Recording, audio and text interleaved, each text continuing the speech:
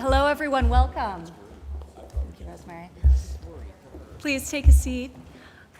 And for those of you who have not yet met her, Brooke, would you like to introduce yourself as the newest member of the advisory committee? Ivanka Trump, thank you so much. My name is Brooke Rollins, everyone. I have the amazing honor to serve this president. The first really 2 years I was here as director of the Office of American Innovation, so watched the work of Ivanka and all of you with great just inspiration and amazement, everything that you all are doing under Ivanka and Secretary Ross's leadership. And just, I guess, about a month and a half ago, took over the Domestic Policy Council. So one of the pieces of that was joining your council. So I didn't ever think I would get to be sitting with all of you, but I'm very grateful and honored to be here. And Ivanka, really looking forward to the meeting. Thank you. Well, thank you, Brooke, and we're excited to have you in this new role, continuing your great work. And good afternoon to everyone. I'm excited to welcome you back to the White House for the 6th meeting of the Workforce Policy Advisory Board. In just over a year, this board has, as you know and have joined us, met across the country and brought forth a series of recommendations to ensure all Americans are prepared for the jobs of today and tomorrow. For this meeting, I thought it best to bring the advisory board alongside leaders from federal government that sit on the National Council for the American Worker and who are responsible for implementing your great recommendations. The National Council is excited to report on our progress. We have begun implementing one of the most notable alternative education pathways with proven results, expanding apprenticeships in new and emerging fields so that workers can learn while they earn. There are now more than 750,000 new apprentices since the administration took office, and the creation of the industry-recognized apprenticeship program will dramatically expand these opportunities for more Americans in the future. We have also heeded your suggestion and expanded our data collection to fill a major gap that existed on labor demand, hires, and separations. Prior to this month, the Bureau of Labor Statistics could only provide data on a national level. Today, due to this advisory board's recommendation, leaders in every state and local officials in 18 major metropolitan areas will have a much clearer picture of their local job vacancies and, importantly, the skills needed to fill those jobs. I'm sure our governors will be happy to hear this. So, thank you, Governor Reynolds and Governor Holcomb, for that suggestion. We have all heard time and time again how your companies and others across the country are adopting a modernized recruitment and hiring process. Today, we are also taking steps as the nation's largest employer to lead by example. The President will shortly be signing an executive order directing federal agencies to start hiring based on skills and competency rather than outdated degree requirements. Both the board and council have continued to ensure that no matter the economic circumstances, American workers are put first. Over the course of the past year, we have seen the lowest unemployment rates ever recorded, including for African Americans, Hispanics, individuals with disabilities, and our veterans. And we have seen significant increases in labor force participation, including for those who have long been on the sidelines, coming back into the workforce at record numbers. But within a few short weeks, our country experienced rapid economic and social changes brought about by the global COVID-19 pandemic. We were challenged to rethink how we live our day-to-day lives. Despite these new realities, one thing has remained constant. This administration and the members of this advisory board have fought and will continue to fight for American workers and families.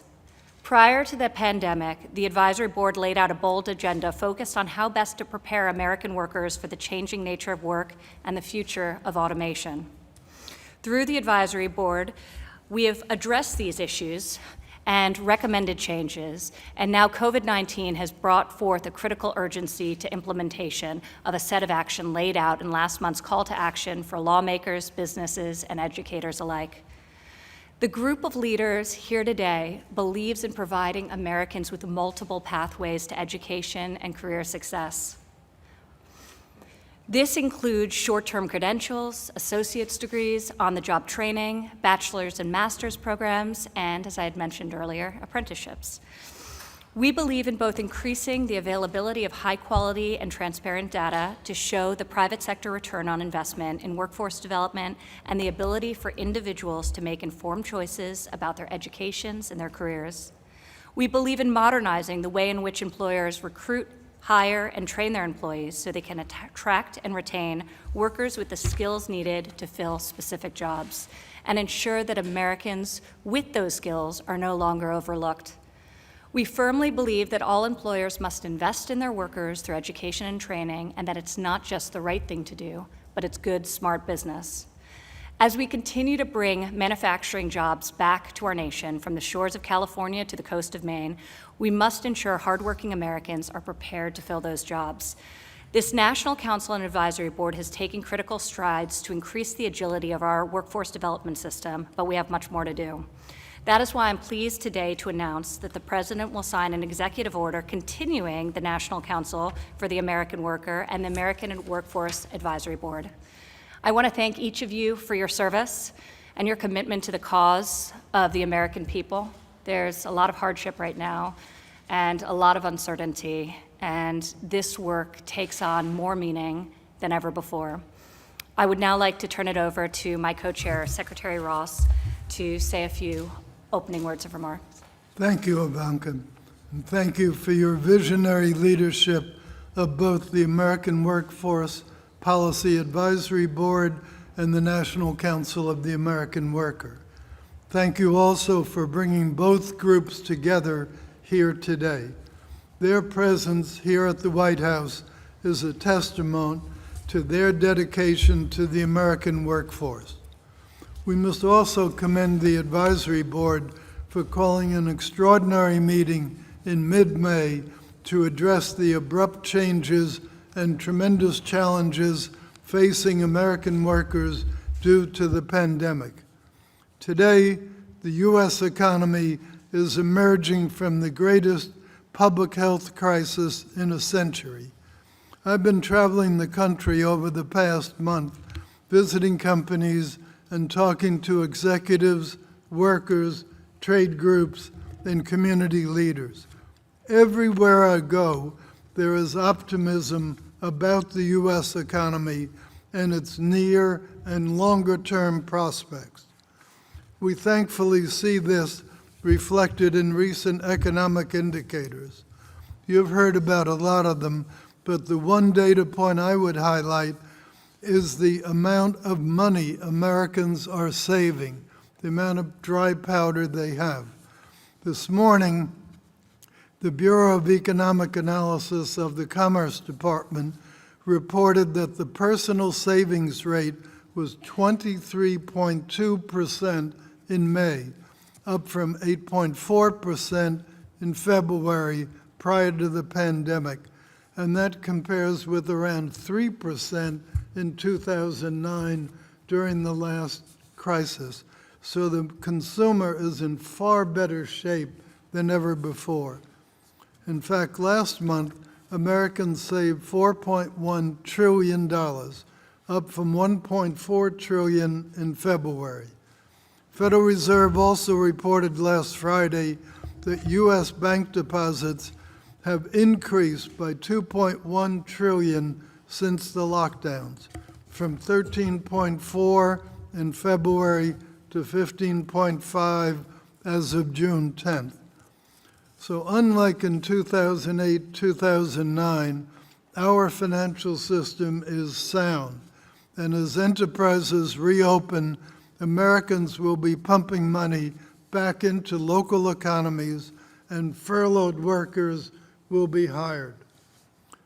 Since producing its call to action on investing in American workers to expedite the economic recovery, the Advisory Board's 4 working groups have come together multiple times to expand on those initial recommendations. You've outlined the means required to expedite American workers' return to employment and upward mobility by investing in career pathways and implementing skill-based hiring practices. Second, remove obstacles in American education and training to accelerate reskilling and facilitate innovation in workforce development. And you have recommended that we build the technological infrastructure necessary for the future of work.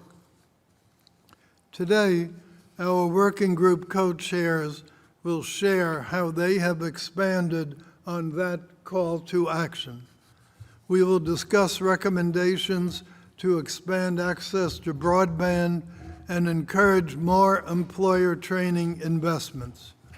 We will also discuss how the advisory board's recommendations are spurring action in the federal government and the private sector. Secretary Scalia, OMB Acting Director Voigt, and Bureau of Labor Statistics Commissioner Beach will share their work on implementing the advisory board's recommendations along with requirements in the President's original executive order establishing the Council. We also will receive updates on the private sector-led workforce readiness campaign and on interoperable learning record pilots. Again, your effort to be here demonstrates an abiding support of American workers. On their behalf, I thank you. Ivanka. Thank you, Secretary Ross. And following those great opening remarks, I think we'll just dive right in. So, Ginny Rometty, if you could give us an update on the Multiple Pathways campaign that you've been working so diligently on with your working group, that would be terrific. So thank you. And I think, as everyone knows, we've been updating our call to action in the campaign for all of the obvious reasons we discussed, because last time, the part that did not change was the focus on pathways and this idea that we would hire for skills first. But you might remember the campaign was first called New Rules, but that was for a different point in time. And so I'm happy to tell everyone that we're in the final days now that we've been refashioning it and really focusing it to recognize the moment on opportunity and access for everyone. So the new theme is Find Something New, and it is targeted for those who are out of work, those who have to reskill, and then as well, those who are just looking for a new pathway, which is really the original point we were on. And so I think it is more relevant than ever. It does hit, I think, the new reality, as you both Advisor Trump and as well as Secretary Ross described, the new reality for everyone. And I hope what you'll see, it's positive, inspiring, hopeful, but yet it's realistic. And that was really the point. So we now feature, not that we didn't feature real people before, these are real people with real stories, having moved to real new different jobs, and all the different pathways that Ivanka just outlined. And what we have, and I must say, Ivanka, you saw this early on, there's just low awareness for all these pathways that are out there. And this was why originally you said, stay with the campaign, right, as we talked about it. So, so the new campaign, as I said, Find Something New. It is going to focus on the kind of jobs where there are job openings. And let me give you an example of what I meant by it highlights real people. We've now interviewed dozens of people, real life stories. A janitor, a retail person who now is working in technology, as an example, retrained. A person who at 17 went into the Army, 2 tours of duty, now working, it happened to be technology. A fitness instructor, social distancing makes that hard, now doing welding. So we really did find, and I think appeal to all different kinds. And this was a partnership that the Ad Council, I've told you about, has contributed their time to. It's approximately 30 million of media they'll be doing. IBM and Apple led it, along then with contributions from our co-members here. So we're positioned and ready to go with print, television, digital, social, about middle of July. We did then, in this time, say it's not enough to just do a campaign, in which you can look later, it's in your books. There has to be a call to action about what to do. So my colleagues at IBM have beavered away at building this website, which we've now probably rebuilt 3 times to be of the moment. And what the website does is it links to 180 now resources and growing. It starts with describing 12 rising jobs, careers, jobs you could have. We've added things like contact tracer as an example of the moment. Then there's a section on find your pathway. And this is to the point. I think we are now at 80 different programs and paths you can take to get a certification, some kind of credential to one of these jobs. And then after it takes you down that path, it allows you to say, what are other resources that you need to help you? Maybe it's a resume, maybe it's childcare, links to, and there's another 60 resources to go there. And we then tested it with over 300 unemployed people. And to be sure, our ratings are 80, 90%. And, you know, you might or might not be surprised. The number one thing people appreciated is that it's all about real people and about real situations. So, Ivanka, I commend you for having led us. You've been steadfast in this and leading the administration's efforts. And so thank you. You did have the idea about staying focused on a campaign, and I think it turned out to be more right than ever in this moment. And so we're ready to go, middle of July, all the media plus website of action and how to get ready and get your jobs. And if I could close on just two other quick points. One is that I wanted to make a comment on policy, if I might, because there's been two pieces of progress. Obviously, what Ivanka just mentioned is the Skills First executive order. I know IBM supports it, as does our committee that worked on this. And I just want to be sure, I think it's a critical step for expanding opportunity for so many Americans. The second thing that, and Secretary DeVos is here, that I wanted to commend the Department of Education on is that it was just last week, the Workforce Preparation Grant Program, part of CARES Act, which is right in the bullseye of what we're talking about to implement short-term education and training for people. So thank you for doing that in right the moment. So we often talked about making policy change in this group, and we thought it would be on a longer-term horizon. These have obviously come on a nice short-term horizon for the moment. And I'll just close my opening comments with my own reflection from IBM, in that you've heard me, those of you, maybe you've heard me like too much for a long time, talk about this idea of new collar jobs, not blue, not white, give an opportunity to people without four-year degrees. And my colleagues are going to give an update on their progress, but I just thought I would share my own skills first experience, prioritizing that over degrees. It was 15% of our hiring in the United States last year were skills first hires, which I think is it would not have happened. And of course, they're from the most socioeconomic distressed areas and people. And so that has been it's been excellent, our experience with it. Our apprenticeship program, which is a formal earn while you learn, grew twice as fast as we thought, and we're up to 500 a year. And then, as you know, a public-private partnership model on education, these 6-year high schools. We now are up to 220 schools with a pipeline of almost 200,000 students. So I believe collectively together, I hope Find Something New just keeps, it's an umbrella for all of us to put these efforts underneath. And so it's a good moment to have given an update. We're ready to rock and roll, as they say. So if I can just turn over to my colleagues. Is that okay to make some? Oh, we do have some of the new advertising. It's in your book. It's up on the charts. It's not the live stuff yet. You'll see that soon. But it just gives you that feeling, the new corner office, working in energy, solar, you know, and it's meant to be aspirational. And then the place is the call to action to the website, which we've simplified it tremendously, and they all tell us they can use it. So I'm hopeful this really drives a result. It's terrific, and you and Tim and the Apple team and your whole team have just been phenomenal in terms of driving this, the creative, the content, the testing of its efficacy. So the whole advisory council really thanks you. And I do think one of the things we kept on hearing, and I visited several of your great programs across the country, specifically the PTech programs, was that there's just, as you note, a lack of awareness around the options that exist and the multiple pathways to career success and to acquiring skills for jobs that are in demand post-pandemic, but there are some industries that are hiring today during this current crisis as well. So I think having the call to action to actually visit the website and explore some of those options is great, regardless of age range. And you were very sensitive in developing it, that it can be for the student, but also for the mid to late career worker. So we are quite excited for this launch. Yeah. Thank you, Ginny. Yes, and can I turn to my colleagues now, Oh, right? please. Because IBM, while I have our programs, my other colleagues colleagues have been very successful with theirs. And so if I can start with Marilyn Hewson, Chairman of Lockheed Martin, to start with her experience.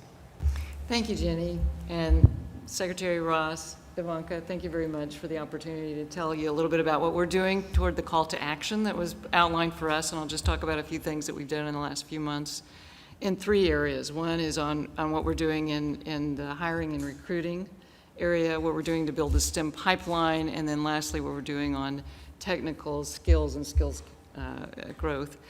First of all, on the side of recruiting and hiring, we did kick off some new approaches that we're doing for veterans and military spouses.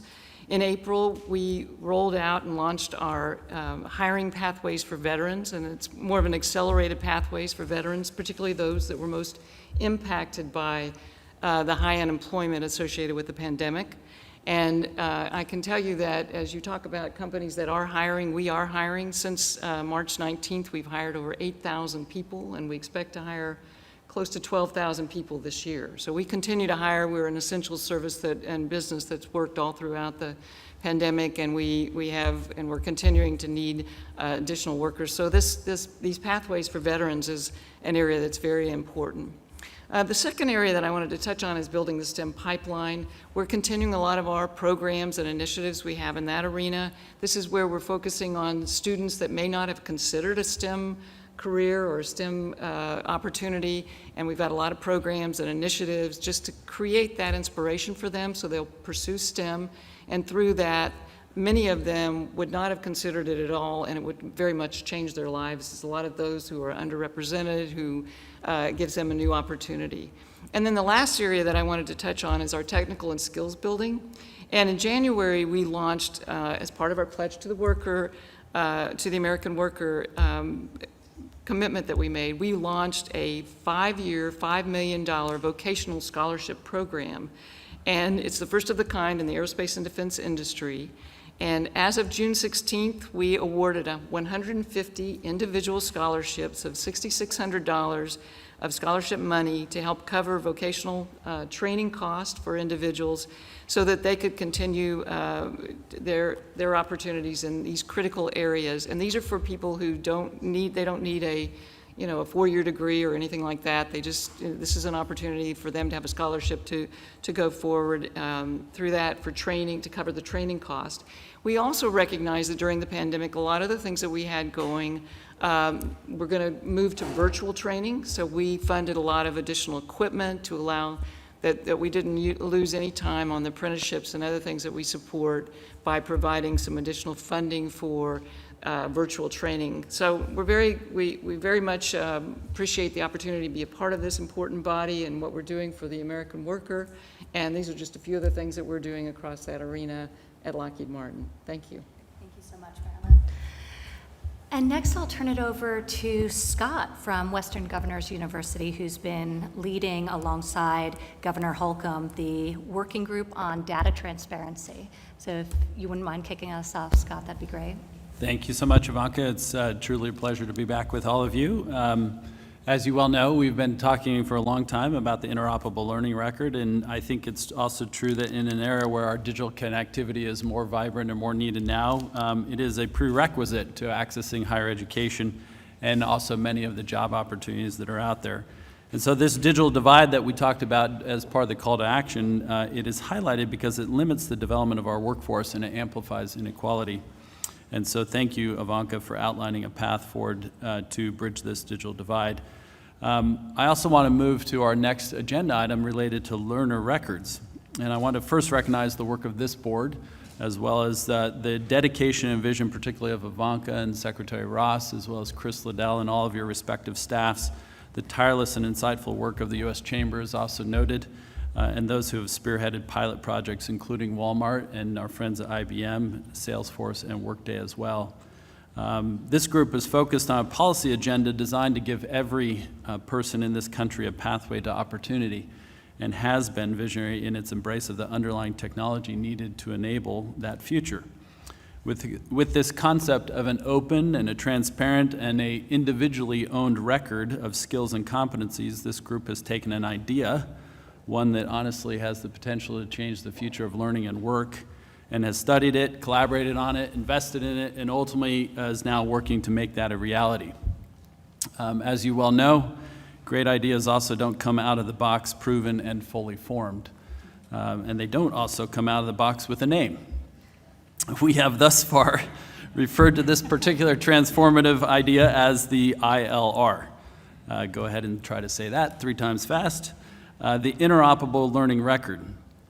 We recognize that this is a mouthful when we say it. This group and its partners have considered a range of other nomenclatures, and based on that process, we will now be using the term Learning and Employment Record, which I think is a much more descriptive and more accurate term of it.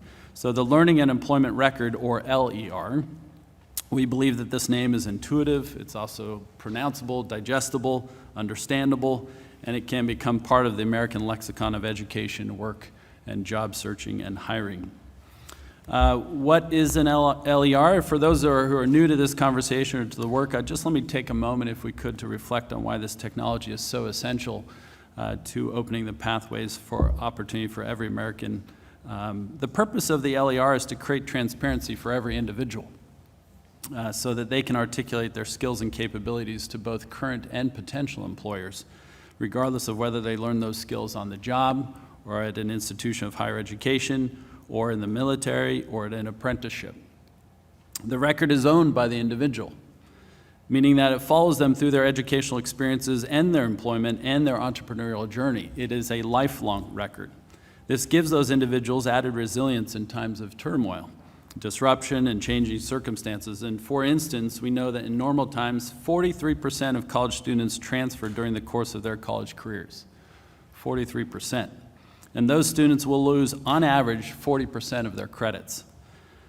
As we transition to LERs, nothing will be lost. An individual's skills and competencies belong to them and are universally and transparently recognizable by any institution or employer.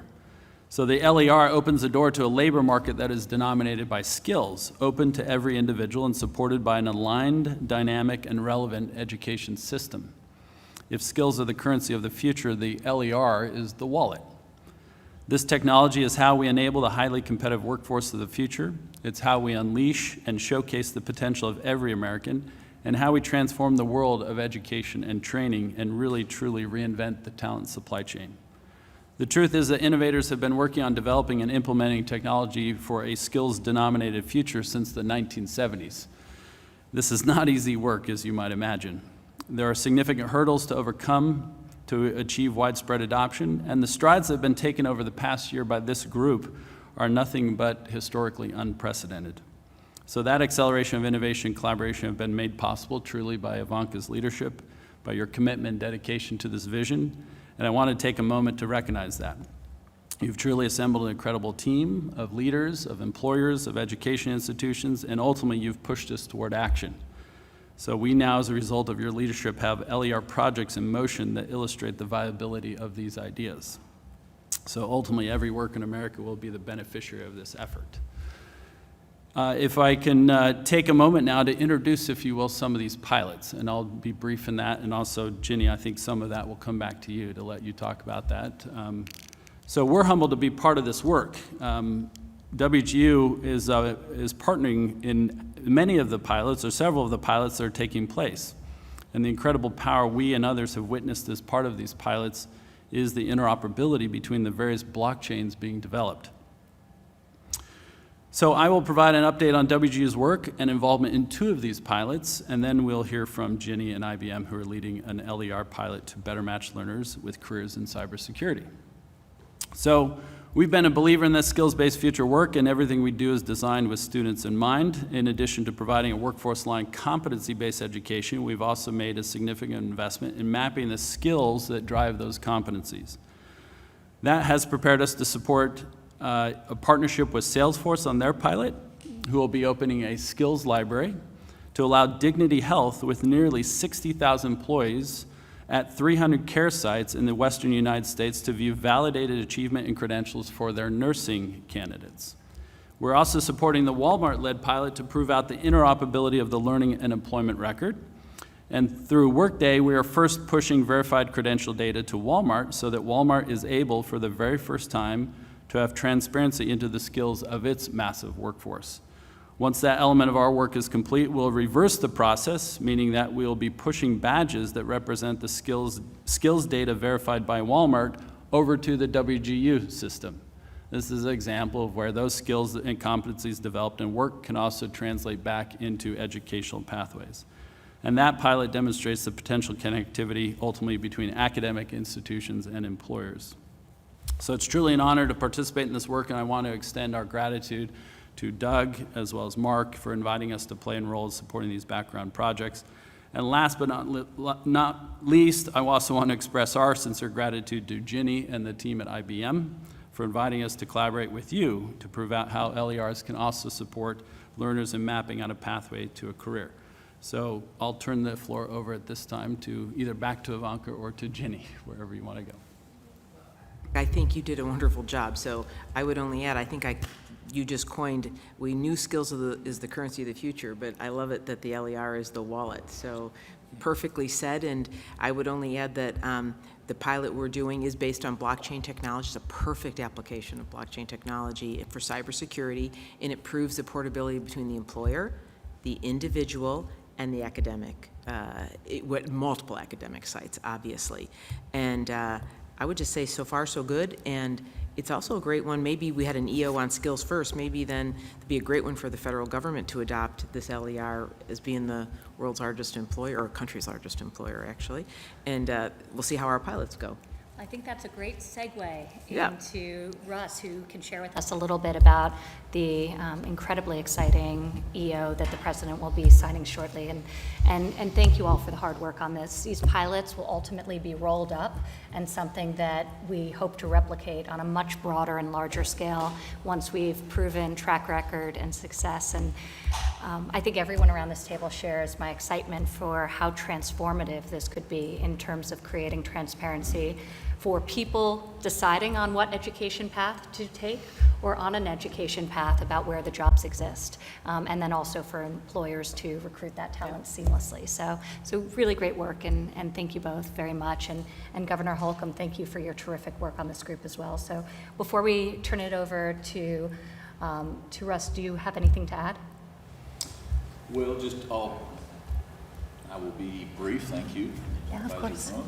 Thank you, Secretary Ross, and to every member of the board for your commitment and dedication to the American worker. I mean, this is going to make a big difference, and you used the word, Ivanka, transformational, and we're seeing it play out before us right now, and the urgency has never been, the urgency of now, as Dr. King mentioned decades ago, is squarely upon us, and the work that we're doing here. I'm just excited and encouraged that we're getting to the action part of the endeavor. And our committee we've met multiple times since the May meeting, and if you will, broadened our focus to take in a couple areas. One, making sure that we're, in terms of action, making sure that we're laying that groundwork for all the technological advancements that need to occur, and in terms of infrastructure, and then continuing our engagement and focus regarding the learning records. And I can't tell you, Scott, how pleased I am that we've changed the name.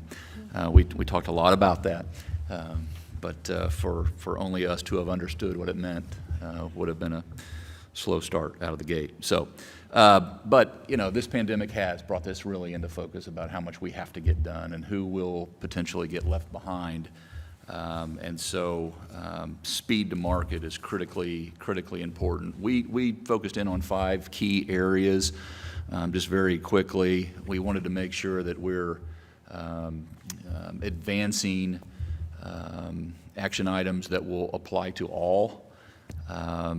Obviously, again, the pandemic has just vividly revealed various disparities.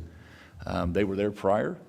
They're there now. What we don't want to see is that gap widening in the months and years ahead. And so increasing access to educational and employment opportunities for Americans is rightly number one. That's both in rural and urban. Again, Secretary DeVos, thank you for your partnership as well. and making sure that in our school corporations, we're not flying over urban or rural or suburban, that we're actually connecting to all. Secondly, we focused on all the coordination that's a must, and all the opportunities to empower government sectors, making sure that it's truly a local, state, federal, tribal, that cooperation is in place and working, not just waiting on one another, but it's an orchestra that's being conducted. That has to do with the regulatory environment. So for our federal partners, making sure that we can do certain things to get to the market. Critically important for the states, like Kim and I from Iowa and Indiana. We are bringing all of our resources to bear as well. In Indiana, just as an example, we took $1 billion and said we're going to have a next level connections program that had a lot more to do than just roads. It had to do with trails, it had to do with airports, waterports, it had to do with broadband internet connectivity. And in a state like Indiana, and I'm sure Iowa is about the same, that we're 83% farmer forest terrain. And so expanding that field into our rural areas really expands our market of opportunity. And so devoting those dollars and then having partners at the federal level, again, and at the local level, critically important. We just rolled out the first round of we took $100 million of that billion and said this is going to go to broadband internet access. Not just awareness, that word has been used 2 or 3 times, awareness, access, affordability, all critically important to the consumer. Our first round, we devoted state dollars of that $100 million, a little over $28 million, but we leveraged that with provider dollars as well. We just rolled out, that went into 18 different counties of our 92. We just rolled out the second round. We'll have more to say about that later, but this will dwarf that $28 million. It'll be probably triple. We'll be starting to knock on that $100 million investment in a very quick period of time. But to think what we can do when we're all aligned, when all the stars are aligned, is just going to be amazing. Third, not only are we seeking partnerships, and I just alluded to it with local and levels of government and branches of government for that matter, we're also seeking to cultivate partnerships with the private sector. Obviously, this is how we get there fast. And that's exactly what we did with our program. We built our program understanding that the private sector and the government sectors coming together could get us there the quickest. Fourth, we focused on the ability to develop and then disseminate accurate data. So data rules, but accurate data is what you want to be all, not just transparent about, but all looking at the same data that's accurate. And so that comes full circle back to that access, affordability, and awareness when you're making investments. We're very proud we're a AAA state, but I always talk about that's not just a credit rating. That also has to do with access and affordability and awareness. And then lastly, expanding that technological infrastructure right now, whether that's wired or wireless. I mean, we got to do both, and we got to do it now, and then we have to have an eye on the future. So we can't be paralyzed by, well, what's going to be next? I mean, we got to be acting now, connecting people now, and so that's kind of again, that urgency of now. But coming out these last few months has really pushed it forward. So those are the 5 principles that are guiding our not just conversations, but going from the why, the conversational part of it, to the how and the action part of it. So I say all that to ask Ivanka if we could ask the full board to approve the digital infrastructure principles that I've just gone over. Thank you. So why don't we call for a vote? Anyone object? Okay, good. Okay. Thank you. Approved. Great work on those principles. And I know you've been reaching out to all of the members and getting real-time updates and feedback. So really just terrific work, and it was very inclusive of everyone's ideas and recommendations, so we appreciate your thoroughness in this exercise. I'd like to turn it back now to Secretary Scalia for a minute to talk about apprenticeships, since it's been mentioned numerous times, and some of the new programs this administration has initiated to expand the number of apprenticeships and apprentices that exist in America today. So, Secretary, if you would like to take the floor now, that'd be terrific. Yeah, thank you, Ivanka, and thank you for your support of the work we do at the Labor Department. We've obviously had a very challenging few months for the American people, including American workers. As this group knows, in February we were at 3.5% unemployment, which tied a 50-year low. We had record job creation too, but in the few months since then, we've had many millions of Americans put out of work because of the measures taken to respond to the virus. We are coming out of that. We turned a corner in May. Secretary Ross touched on it a little bit. As many of you know, we've learned that in May we added 2.5 million jobs back to the economy. Predictions had been that we would lose 7.5. We added 2.5. And that was just through mid-May, when reopening was really just beginning. We know we've added many, many more jobs since then. We'll put out our next job report at the end of next week. But we've made progress. We'll continue to do that as long as we continue to reopen safely. But we also are mindful that there are going to be more workers, too, who need to be retrained, develop new skills to go into new jobs as our economy continues to move and as we come out of this challenge that we've had. Fortunately, from the very early days of the President's administration, there has been great focus on workforce development and training. That's been reflected in the Council on the American Worker, on the advisory board, such a distinguished group of people that's participated in this effort. And also early on, there was a task force on apprenticeship expansion, which the President created by executive order. And that group recommended, quote, a streamlined, industry-led and employer-driven apprenticeship program that develops and recognizes high-quality, competency-based apprenticeships. End quote. That was their recommendation, and I'm pleased to say that that is something that we've now put in place through a rule that we adopted in early March concerning what we call industry-recognized apprenticeship programs. And the concept here is sort of threefold. First, and this is something that became so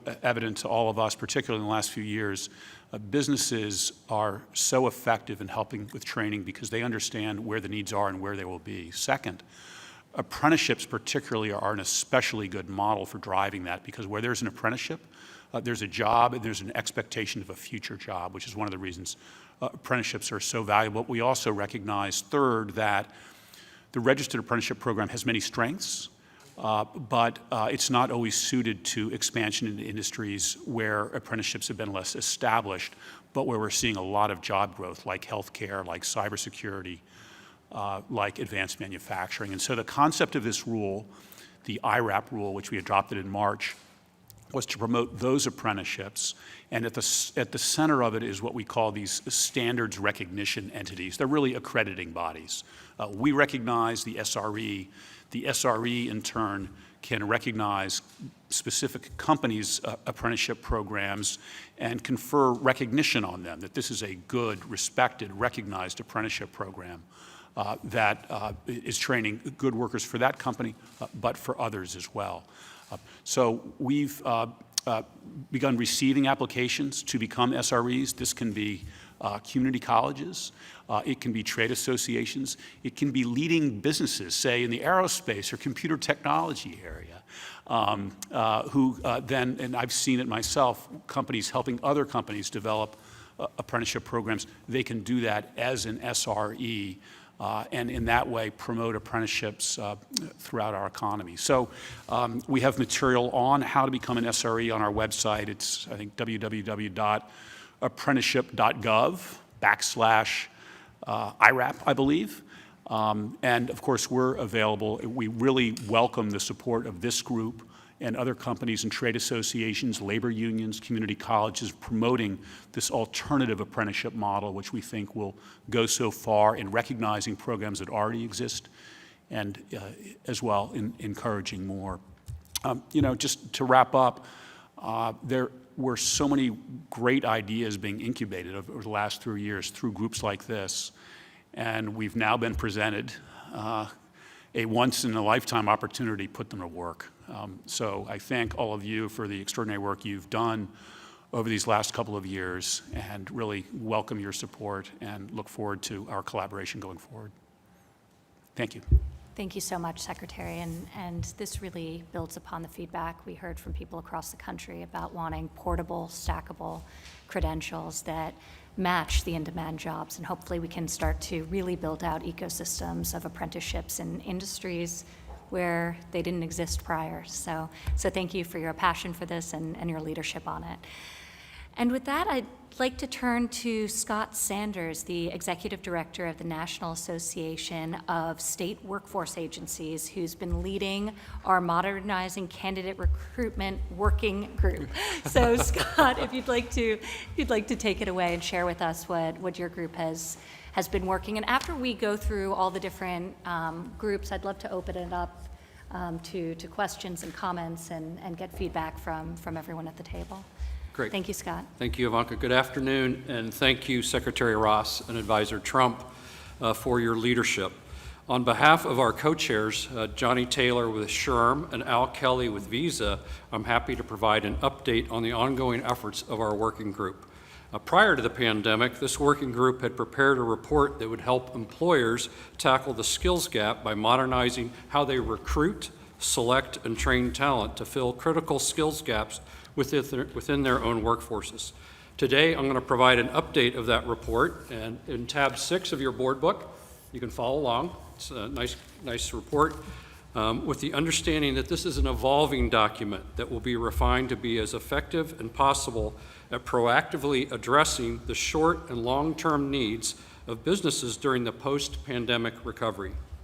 The current iteration of Leading Practices in Modernizing Candidate Recruitment, Hiring, and Training, it includes a collection of best practices featuring a series of illustrative cases from industry leaders, organizations, and HR experts who have utilized modern practices to attract, hire, and train their workforces. Some practices employers are adopting, including developing and providing customized training opportunities for employees so they can maximize the time and effort spent learning and training to gain skills that are most applicable to them. Personalized training formats such as in-house training, credentialing, degree programs, and job rotation offers employees the flexibility to learn when and how it is most suitable for them. Companies are utilizing metrics in order to evaluate the effectiveness of any organizational intervention for recruitment, hiring, and training. By leveraging data and analytics, companies can produce concrete evidence on return on investment as well as identify areas for improvement. Companies and education providers are partnering together to communicate and share information on the desired competencies and qualifications needed for students, candidates, and employees to stay current and inform people in relevant and applied methods that best prepare Americans for future job opportunities. Each of these practices provide concrete and replicable examples of initiatives that organizations are using to maximize talent and meet their skill needs. Practices were derived from board members like Visa, who promote employment of untapped talent, the U.S. Chamber, who encourage skills identification, and J.P. Morgan Chase, who hire the formerly incarcerated. The goal of this report is to identify and promote those best practices for expanding and making employment opportunities more equitable through the recruitment and hiring process. In addition, we view this report as a resource to help expedite America's economic recovery post-pandemic by encouraging innovative practices in the recruitment, selection, and training of talent. In response to the advisory's board call to action in May, we updated the report's language to better contextualize the information in light of the current pandemic and included a new case studies that reflect the business realities of operating in a COVID-19 economy. The report acknowledges that the COVID-19 pandemic will continue to have devastating impacts on the U.S. economy, businesses, and employees, but then shifts to highlight the amazing resiliency and flexibility that businesses and employees have shown in adapting their recruitment and selection, management, and training investments. To illustrate this flexibility, we asked board members to share examples with their companies and how they've adopted these in the areas of hiring, training, and recruitment. Many of those examples are in the report. Finally, the report underscores the urgent need to optimize America's talent pool by engaging all potential workers, particularly underutilized or untapped talent. We recognize that during the post-pandemic recovery, although employers may potentially have more choices with fewer open roles, the skills gap is still present and growing. The structural forces impacting our workforce cannot be solved overnight, but employers can lead the long-term recovery with real investments in these processes. We have also discussed collecting additional effective practices focused on the return to work in order to keep the information fresh, and we welcome your continued input. The second item I would like to discuss is a request that we made to the Bureau of Labor Statistics. The working group spent the first half of the year producing a set of recommendations focused on identifying people who are out of the workforce and how to link them with employment opportunities in their region of the country. In September, we invited Commissioner Beach and his staff to discuss the current capabilities and scope of data available through the department's Job Openings and Labor Turnover Survey, or JOLTS. After hearing their presentation, the group specifically recommended more granular JOLTS data, incorporating state and local data elements. This month, Commissioner Beach delivered on that recommendation early, yes, early, and it is here today to discuss that new data on job vacancies in all 50 states and in 18 metropolitan areas. I want to thank the Bureau for all their efforts on this important data analysis and encourage the advisory board to continue our advocacy to make this data available on a regular and ongoing basis. He is here to offer an overview of the data. I now yield my time to Commissioner Beach. Thank you very much, Scott. And Secretary Ross, Advisor Trump, I have spoken to my staff about delivering early, and I've told them to do it every time, all right? Okay. So at tab 2, you will find your slides, and on page 17, you'll find some information on our wonderful MSA JOLTS data. So I'm just going to highlight a few things. You can look at the data yourself. I look at the data, and I just see real potential here.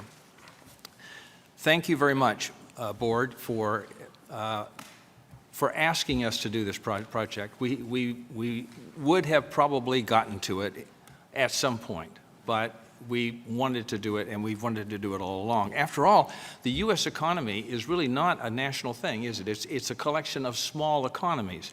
And so looking at the metropolitan area makes perfectly good sense. And if you're going to try to put people into jobs, you're going to want to have labor demand, and our product is the only product out there that does labor demand. And right now, we only do it at the national level. Not anymore. On June 16th, we announced these data. These are official data. These are demonstration data. They're experimental data until we get a regular process put in place, which requires a little bit of additional funding. We estimated job openings, hiring, and separations. Those are all elements of what are called dynamic market analysis for 18 metropolitan statistical areas, the largest 18 in the United States. You can see that on the screen now. It is the next slide, slide 18. And these 18 MSAs contain 38% of all workers in our labor force. So I think they really do indicate something. Now, when I look at these data, I see amazing variation between we just picked 4. And if you look at slide 19, I've been looking at data for a long time. Maybe that's what's wrong with me. When I looked at these data, and these data are just the biggest MSAs in the census regions, the big 4 census regions, just look at the variation in that data. Now, when you see variation, you ought to be asking yourself the question, why? Why is there variation? If you look at the next slide, on page 20, you'll see that variation occurs during the height of the expansion. Well, this is where I think these data are really going to prove out. Asking yourself, why is this variation? Well, of course, the first thing, every MSA probably has a slightly different economic base.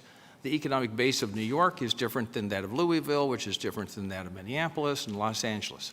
So, which part of the economy is recovering fastest?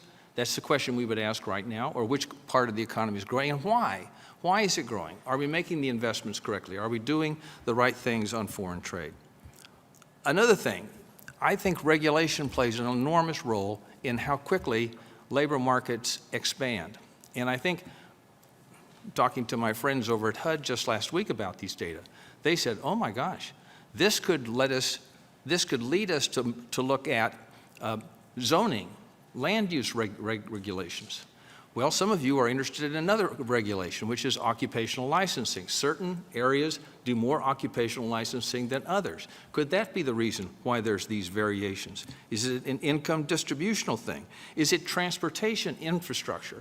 Now, for the first time ever, you'll be able to connect those kinds of data, occupational data, zoning data, health data, to labor demand data, which we've not been able to do before. And I think that, Advisor Trump, I think that connecting these then to skills data will just really produce an entirely new package. So we're very excited. Thank you to the President for recommending a significant amount of funding for this project in the FY21 budget. With that funding, we will double the staff. Currently, there are 26 noble souls working in Atlanta collecting all of these data. We will double the staff. We will more than double the sample. And we'll be able to do not 18 MSAs on a quarterly basis, but 50 MSAs on a quarterly basis. And I think that we will be able to see how labor demand is changing across this complex economy, and thus, as a consequence, and I'll conclude here, better shape our educational policy, our investment policy, our infrastructure policy. This should be a major new element in state economic planning, economic development planning. I think the mayors will begin to say, for the first time, oh, yes, there is something up there in Washington that we really like, and it's the Bureau of Labor Statistics. So, thank you very much. Thank you so much, and it's really rather exciting. And I think many of us, except for our governors around this table, were incredibly surprised that this data did not already exist. I certainly was 3 years ago. So it is really exciting that now employers, educators, policymakers, students will have that kind of transparency. And per the budget, we will work hard to get the funding to make it permanent. So thank you for your hard work, and thank your team for delivering ahead of schedule. Now I'll turn us back. Yeah, please. So I want to yield back to you. I believe you have an announcement from the administration, and I don't know if you want to touch on that now or later. So, thank you. Sure.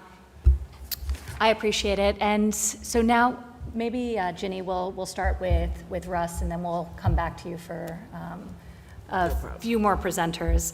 But while we're on this topic, I think it's relevant to talk briefly prior to the signing about the executive order that is being put forth today and signed by the president, that's responsive to the work being done by this council, the recommendations of the council, and also what's happening in the private sector across the country. And we're trying to catalyze more of it, leading by example. So Director Russ Voigt of the Office of Management and Budget has been the champion of this initiative, and certainly as the country's largest employer, it's no small feat. But Russ, if you want to just take it from here and tell us a little bit about the executive order and what the president will be signing. Sure, thank you, Ivanka. And I think the president's going to be taking a major step forward at the end of this meeting in ending the bias against skills-based hiring in the federal government as the largest employer, and to really use the federal government to champion a lot of the ideas that you all have been putting forward. So what the EO will do is primarily three things. It will end the mandatory educational requirement for hiring unless, as the statute requires, that degree is absolutely necessary to perform that position's duties. It will also no longer require 2 or 4 year degrees to be a qualifying certification to do a job, and it will also end the ability for candidates to self-certify as they go through the process. And this is important, I think, on 2 fronts. One, for the benefit of the future employee. They have a new pathway that will potentially meet their degree requirements and apprenticeships and other ways to access meaningful work and experience the dignity of working for the federal government and serving their country. So that's really important as well. We also think it will have a great benefit for federal agencies. About 40% of the time, the HR departments will give a list of certified candidates for people to hire from, and the hirers will then go through and they will find that they're not actually qualified for the job. Or worse, they'll go forward and they'll hire, and that person will not be able to do the job that they've been asked to perform. And so we believe that this will actually lead to a better workforce that is more geared towards being able to accomplish the skill sets that are required, and will be able to do it quicker. We have a number of pilot programs in place right now where we're finding that it will only take 6 weeks to get through the process. So we're really excited about this EO. It's a long time coming. The President has been leading on this. Ivanka's been leading on this. There's been a number of members of Congress like Marco Rubio who've been putting forth ideas like this. And so we're really excited that the President's taking the step today to have the federal government lead in this area, and hopefully it has ripple effects throughout the country. So thank you, Ivanka, for the opportunity to speak about it. It is very exciting, and we look forward to its swift, full implementation. And now I'd like to go back to Ms. Remedi and to share with us some of the additional work that you've been doing on the multiple pathways that I moved too quickly by. So, yes, no, so apologies. No, we didn't want to miss an important component of the supply chain of creating the skills that we're speaking about here, in particular the educational institutions. And so if we could hear comments from both the work that's been done from Jay Box and as well from Sebastian Thune. And Jay, who is president of Kentucky Community and Technical System, and then Sebastian, founder president of Udacity. So where is Sebastian? He's here somewhere. We're down. Yeah, right there. Okay, so we'll start with Jay, and so we just don't want to leave out the education system in our comments, and they've done a lot of work in our work stream. So what we've been talking about a lot around this table is the importance of public and private partnerships in an education that is just critical for us to reach out to business and industry and have them drive what we do in education. 4 years ago in Kentucky Community Technical College System partnered with the Kentucky Chamber to bring together the Business Education Roundtable to do just that, to identify the skill sets that were necessary for our future workers. And then we went back in education to revise our academic plans to meet those skill sets. Now, that has morphed during this pandemic to now what we call Restart Kentucky, where the Chamber and us are partnering together. The Chamber is bringing in from the companies all the job openings that are out there, like we're talking about the labor statistics. Companies can post what the jobs are that are open at their companies. Then we match up with that with the skill sets that are necessary to fill those jobs and have a link for the individuals to come to us to get those skill sets. And we feel like that's an important part of what we do in education is partner and align our skill sets that we teach with the demand of business and industry. Yeah, I want to thank you for being here, Ivanka, for your incredible vision, doing this in an incredibly timely way, Secretary Ross. Obviously, the pandemic crisis has accelerated an already existing trend towards digitization and restructuring of society.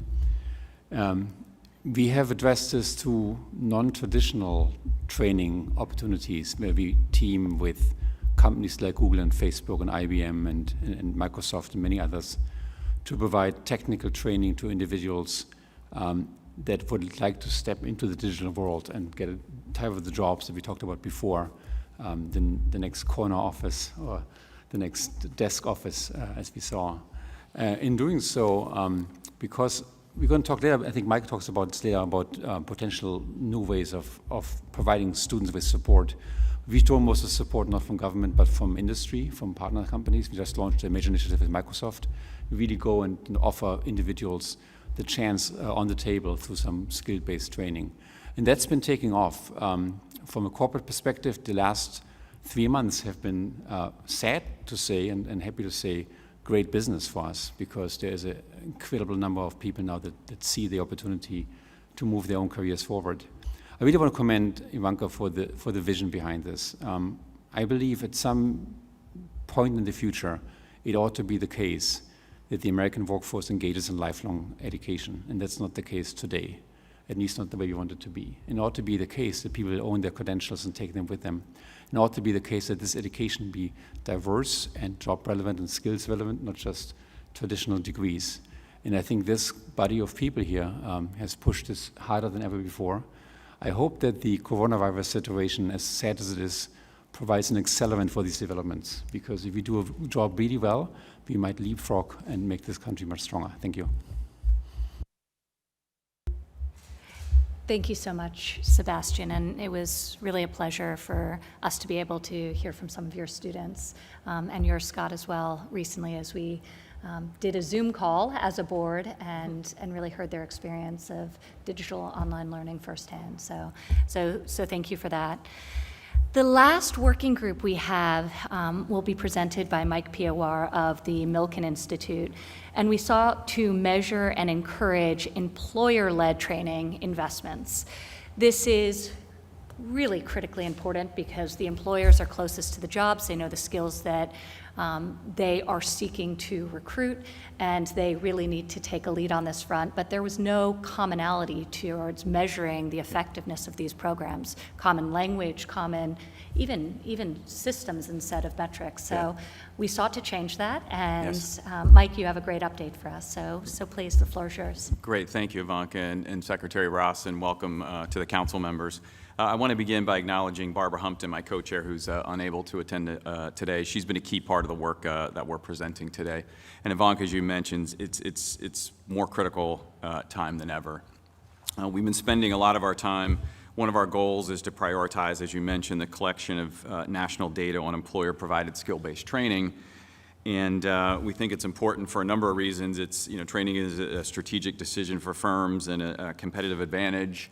But yet there was no common language, no common definition of what skill-based training meant. And so, as you may recall, at our September 2019 board meeting, we presented a recommendation for the specific data categories that should be prioritized in national data collection efforts.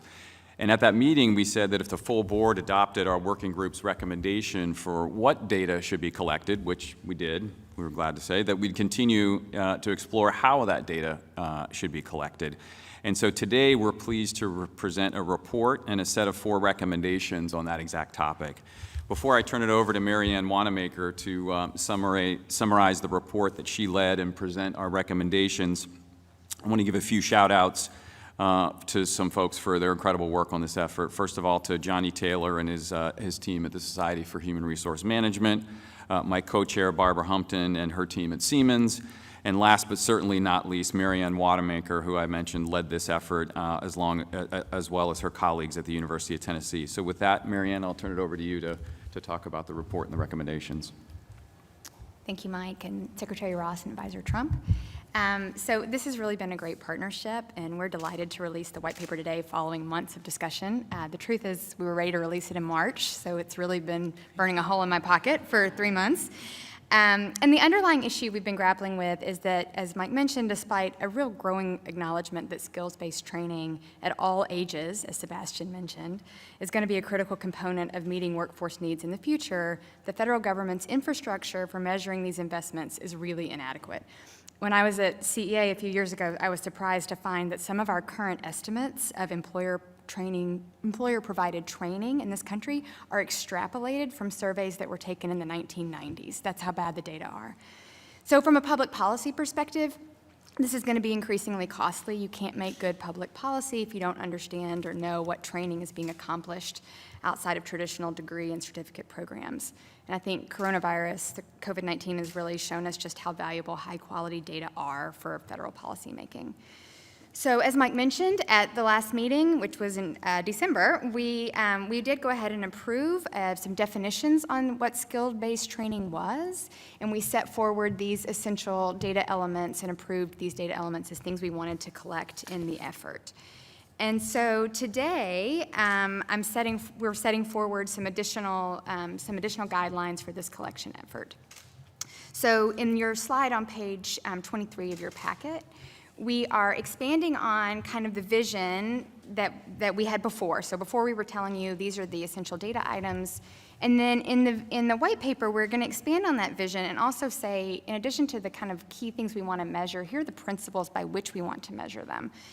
And so first we want to emphasize that these data are going to be far more informative if we're collecting them alongside information on firm investments in technology, and in particular, potentially labor-saving technology. So whatever the future of work might be, I think we can all agree that a key public policy question is how workers, technology, and skill-based training are interacting together in the labor market. So key principle one is that the key data elements need to be captured in a way that they can be matched to measures of firm technology investments, for example, robotics and artificial intelligence. That requirement or recommendation narrows substantially the current federal survey vehicles that could be expanded to meet our needs. We also are recommending that these data be measured every 2 years so that we're working from frequent up-to-date information on employer and employee behavior. The data should be captured in a nationally representative sample, maybe that goes without saying. And then finally, these data need to be disseminated in the most usable way possible. So we're recommending that the survey be large enough so that tabulations by industry, worker education, geography, firm size, et cetera, can be performed without loss of privacy. And then that leads us to the last slide here, the actual recommendations for what we're asking the statistical agencies to do. And to be clear, they have supported us and been involved in this conversation from the very beginning. We're not we're not suggesting anything that can't be accomplished or that they don't agree with.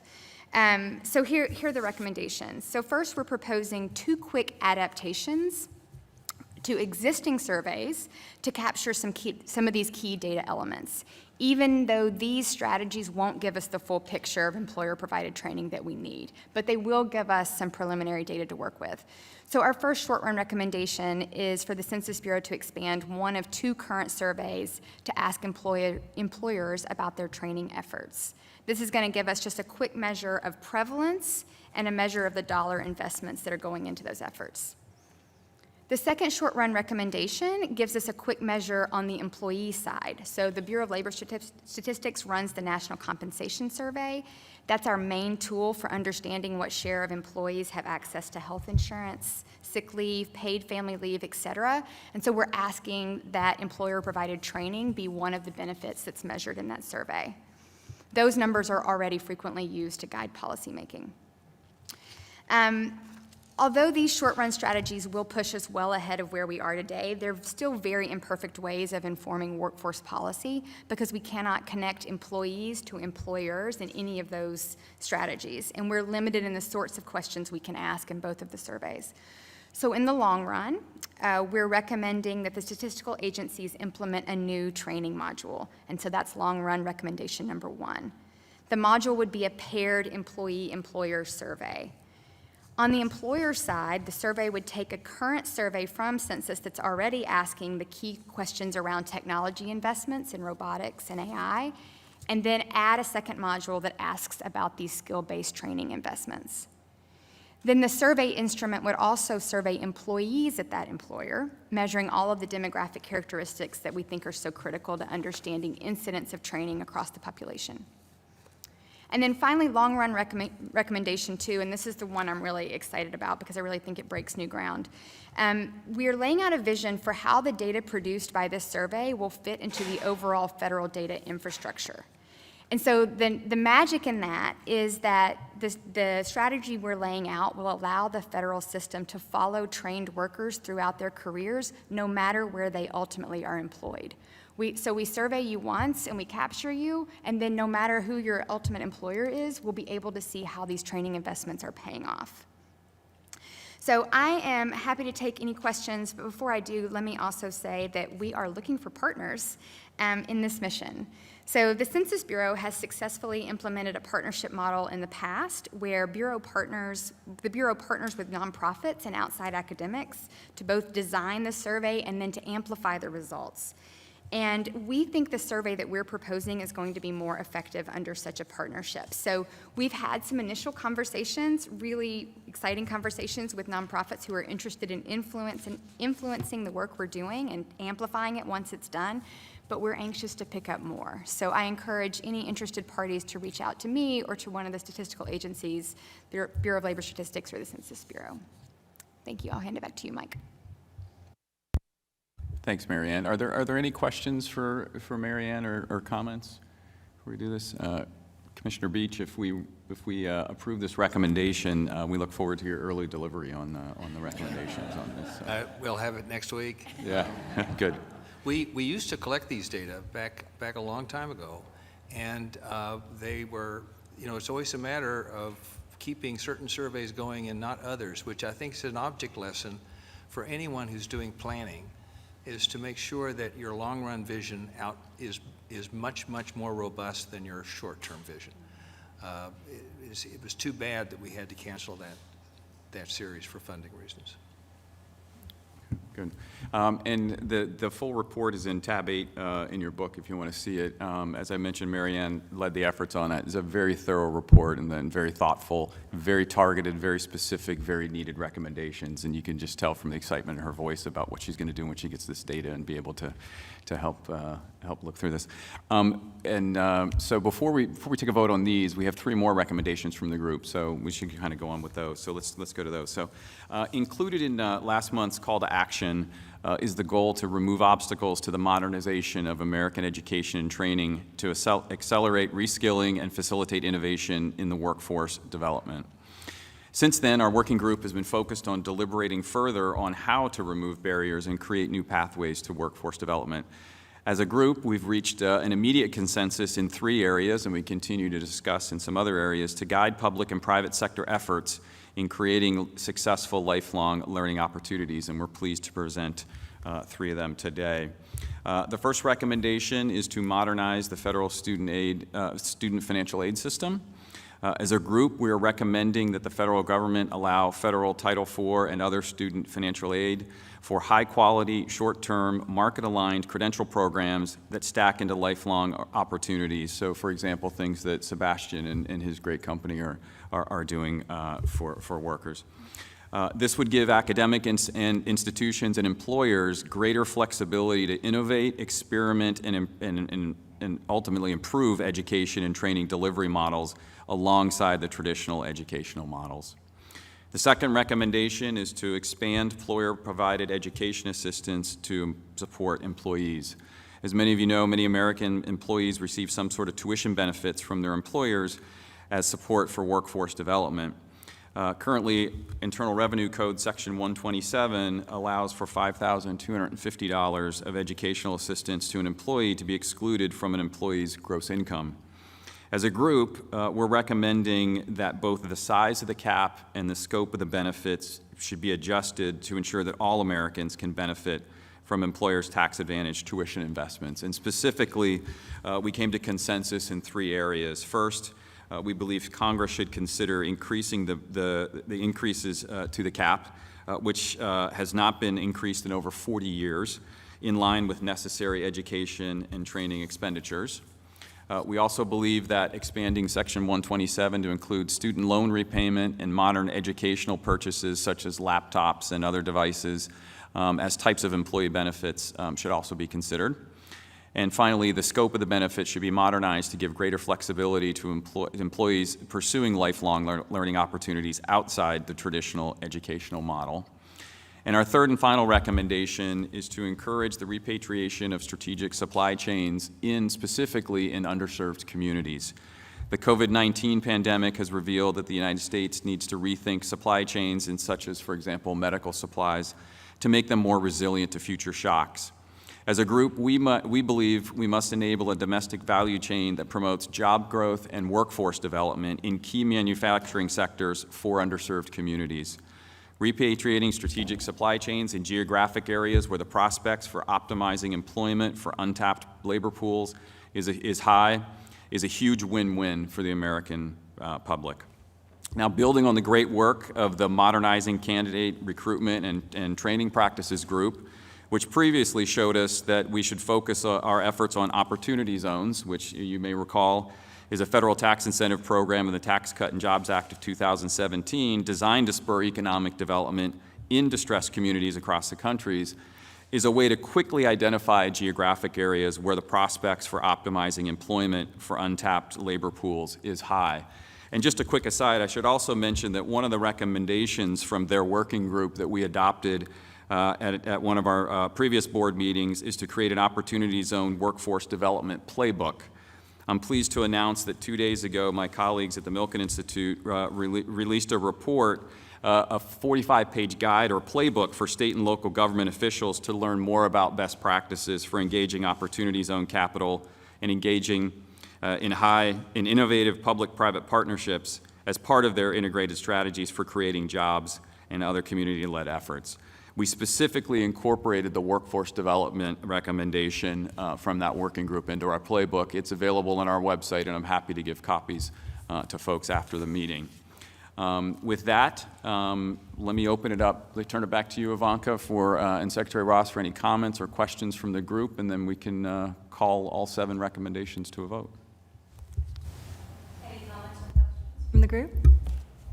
I just had one question on the third part there as it relates to the supply chain. You mentioned like health supplies. Is it in particular circumstance, or is there more details on what a strategic supply chain? No, we did not have consensus over particular areas. The idea, the genesis from this was coming from the fact was the COVID-19 pandemic and thinking about supply chain PPEs, medical supplies, and those types of things. We did not want to get into defining what specific strategic that was. I know there's a number of folks that have different views on what is strategic or not. The important part was there seems to be this focus among employers to move from supply chains that focus more on efficiency and optimization, and now the key word is being resilient. And we thought if companies are going to be doing that anyway, there are easy ways in the Opportunity Zone legislation to provide additional incentives to have those supply chains come back to the areas that need it the most and where workforce, the employees could benefit the most from that. And so that's right, the Michael. part of that. And Scott, just to further that, we are developing and will soon be presenting a U.S. government plan to do exactly that, highlighting the specific industries that are critical from national security perspective and obviously from an economic and health perspective to secure our supply chain and create the resiliency Michael just mentioned. So thank you. Any additional questions on this past working group? Great. Well, Marianne and Mike, thank you so much for your great work and the whole team behind you in this subgroup who just Herculean effort. So we are thankful. And with that, let's call a vote on the recommendations that were just presented. All in favor? Aye. Perfect. So they are passed. So with that, I'm going to open it up to questions. Then we will officially adjourn and then open back up to a more casual conversation where Larry will kick us off with a little bit of an update on the status of the economy and answer any questions you have. We'll take a short break for everyone to stretch their legs, and then the President will be joining us to sign the executive order in furtherance of these recommendations. So can I open it up, please, Secretary? Thanks, Ivanka. I just wanted to add to some of the comments that were made. Mike, your first 2 suggestions there are completely in line with what we have been trying to advance, and it's great to hear the recommendations from the council in that regard. And Ginny, you mentioned the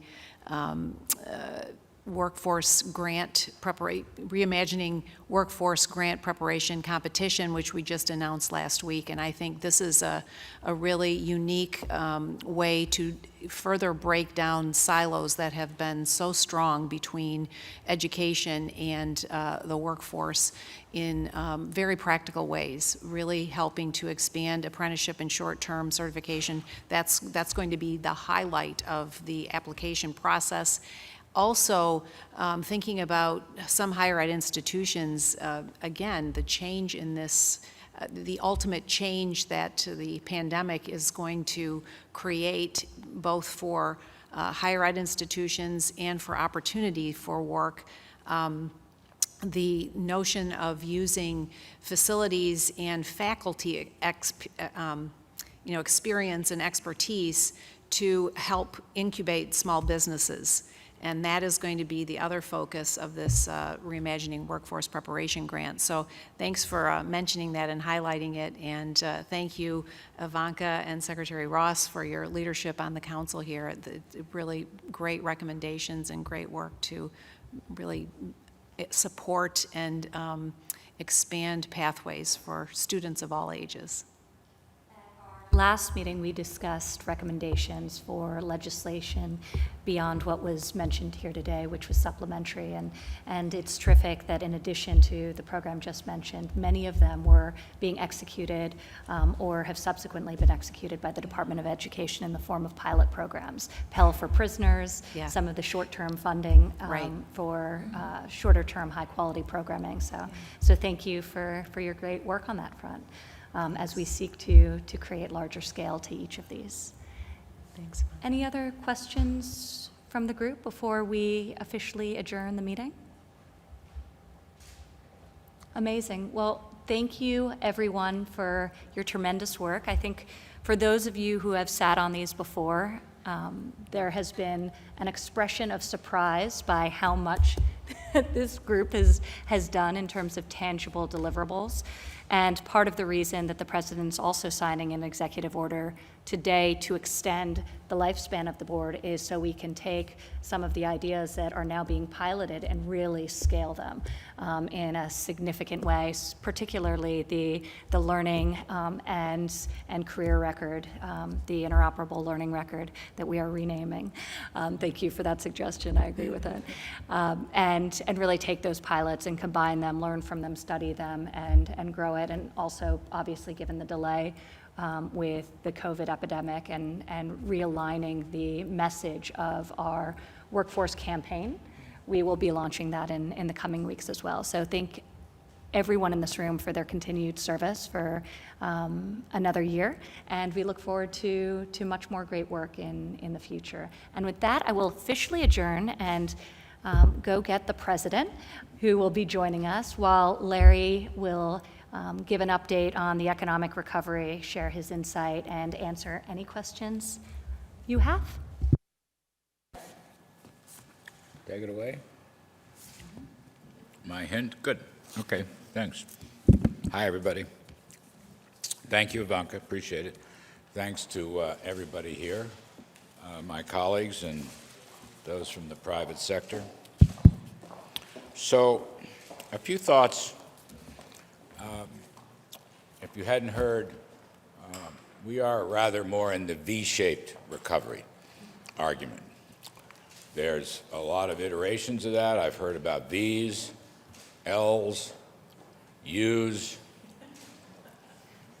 I was speaking to a group, I don't even remember, some big think tank, and General David Petraeus asked me, what about a square root? And I had to really think about that. And then I figured it out, right, got it. No, we're going to be in the V-shaped recovery, the V-shaped camp. Some days, some years we go to summer camp. This year we go to the V-shaped recovery camp. And actually, it's working pretty well in the early goings. Let's assume we started to grow again in April, maybe late April or May, call it May. And now we're through June.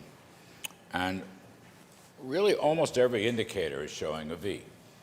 Whether that continues remains to be seen.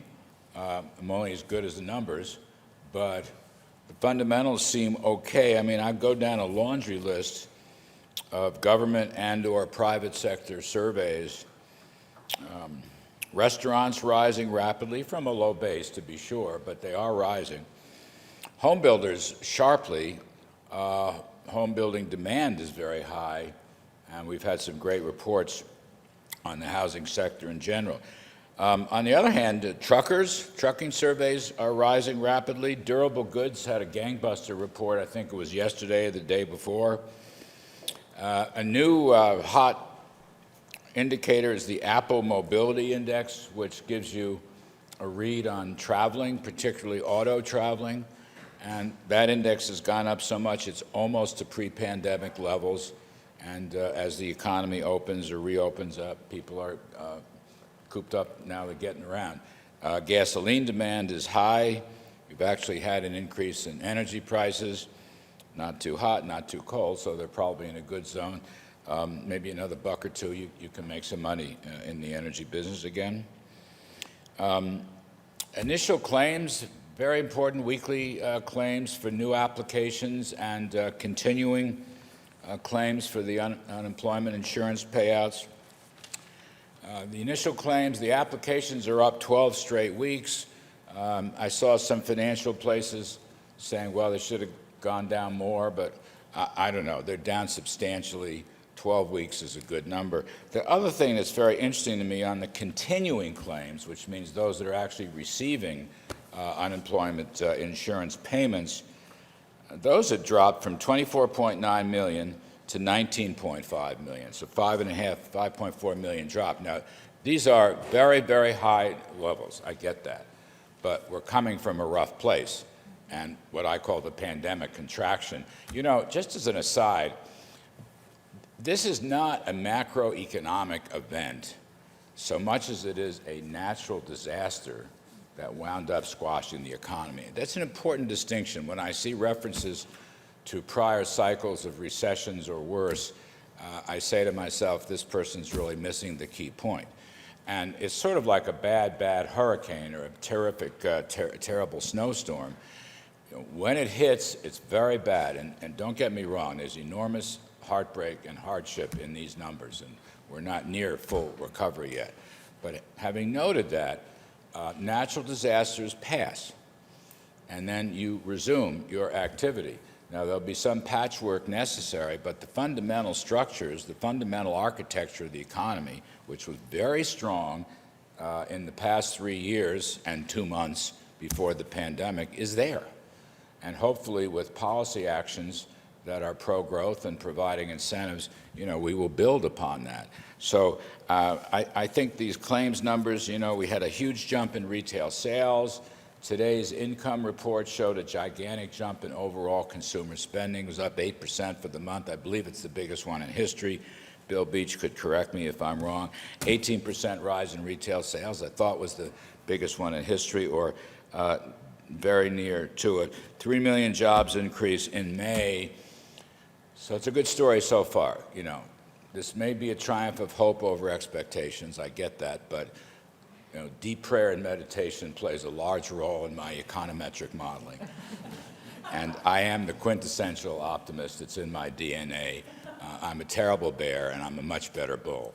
But what I see from the numbers, and we got all these big shots here who have gigantic departments cranking out numbers, my friend Scalia, my friend Wilbur, and others, and Mr. Beach, who runs the BLS, you know, that's what they're showing. If it changes, we'll change. But so far, so good, and it's very, very important to us. I will reference the CBO, the Congressional Budget Office, not always friendly to free market supply side administrations, but they're showing similar numbers. Basically a 20% growth rate in the second half of the year. One of Wall Street's leading economists, Ed Hyman, who has millions of followers, he's looking at 20% in Q3, 20% in Q4. I'll buy into those numbers. That's what our own models show from the Council of Economic Advisors and the NEC. So if I get 2020, the second quarter is going to be terrible contraction, the pandemic contraction, absolutely. Pick a number, any number of decline, and you'll be close. But coming back from that low level, 20%, 20%, and if we got 5% in Q1 2021, that arithmetic works out, we will have gotten back to the level of GDP at the peak in 2019. So it won't take 5 or 6 or 7 years. It could be done, frankly, in the next year. All right? That's what the arithmetic shows. Now, we are looking carefully. The news on COVID-19 in the last 4, 5, 6 days is not good. I understand that.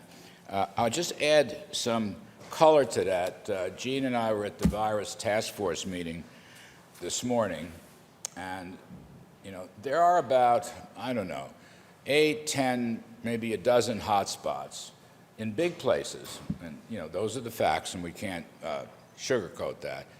You've basically got Florida and Texas and California and Arizona. Those are probably the biggest. You've got others in some smaller metro areas. On the other hand, the New York, New Jersey metropolitan area has recovered beautifully. Some thought that would never happen. Michigan, these numbers, in terms of cases and fatalities, for those states are big negatives. Michigan is the same way, Minnesota is the same way. So, there's good news here and there's bad news here. Deborah Burks, who teaches me what little I know about the subject, says it's not a second wave so much as it is a continuation of the first wave, but which the virus moves. And it's kind of moving south and west. And that's what we're seeing. And the others on the task force, the professional health people, Bob Redfield, Tony Fauci, and Deborah and so forth, and some others, they have tools now we didn't have 2 or 3, 4 months ago. Massive testing. I mean, we're doing about 500,000 tests per day, right? Hospitalization care is much better, and there are adequate hospitals. The equipment, the PPE equipment and so forth is in much, much better shape, both in terms of the inventory stock as well as the applications. The diagnostics are better than they were. So I believe this is manageable. That's what they're telling us.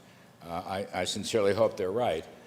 I will just say one of the conclusions from the meeting this morning is the necessity to remind people at the federal level and the state level and the mayors and the county level to maintain good practices. Let's not forget wearing face covers when necessary and when appropriate is still very important. I don't want to preach on this. I'm just saying this is what they report. This is how we will solve those hot spots, just as we solved, the disaster we experienced in March and April. Social distancing is still very important. Lots of young people going to bars, hugging, kissing, and dancing and whatnot. I'm too old to appreciate whatever they do, but it doesn't look that great in terms of a COVID-19. Might be good in other periods, but doesn't look so good to me right now. There's plenty of hospital capacity, so this is manageable. That's their message to us, but we have to emphasize good practices and guidelines. Last couple of points. I think I'm essentially vamping while the president comes here, which I used to do as a broadcaster.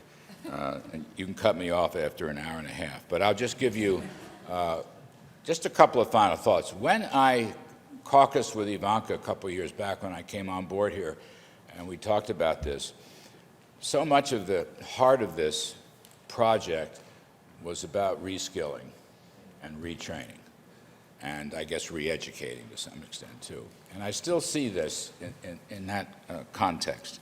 And I was just thinking, I mean, just random thoughts. The need for reskilling is enormous in the modern age. And, just think about everything is driven now. Literally, everything is driven by computing skills. Teleworking is going to be very important. 5G is coming. These are themes that are going to be with us, not only because of the progress of technology and how it infiltrates every nook and cranny of the economy, but I will, add an asterisk for the COVID-19, which is going to change some work habits, may change it for the better, as far as you can tell, as far as I know. Stuff like, I was just random lists. This computing revolution, information processing, everything's a semiconductor chip or based on a chip. Healthcare, automobiles, you know, being a factory worker on the assembly line is completely different today than it was 25, 35, 50 years. I mean, completely, totally different, right? You're operating computers and robots. You can do it. It's just a different kind of job. Factories are different. Farming is different. Research, analysis, all manner of science is affected by all the modern gains we've had in technology and technology advances, which I continue to believe is the heart of the American economy. One of my favorite classical economists is Joseph Schumpeter. He died in the early 1950s, but I commune with him sometimes on the weekends. He was the guy who coined the phrase creative destruction, and that's what we are seeing. By the way, that Schumpeter, you know, my spiritual connection was kind of a joke, but some of it's actually true. You know, simple stuff, like stuff that I might not have known very well 10, 15 years ago, you know, using Microsoft Word, yeah? Right? All kinds of spreadsheet works. You know, now, these are skills you can learn. Even old guys like me can learn them. Everybody's got to learn them.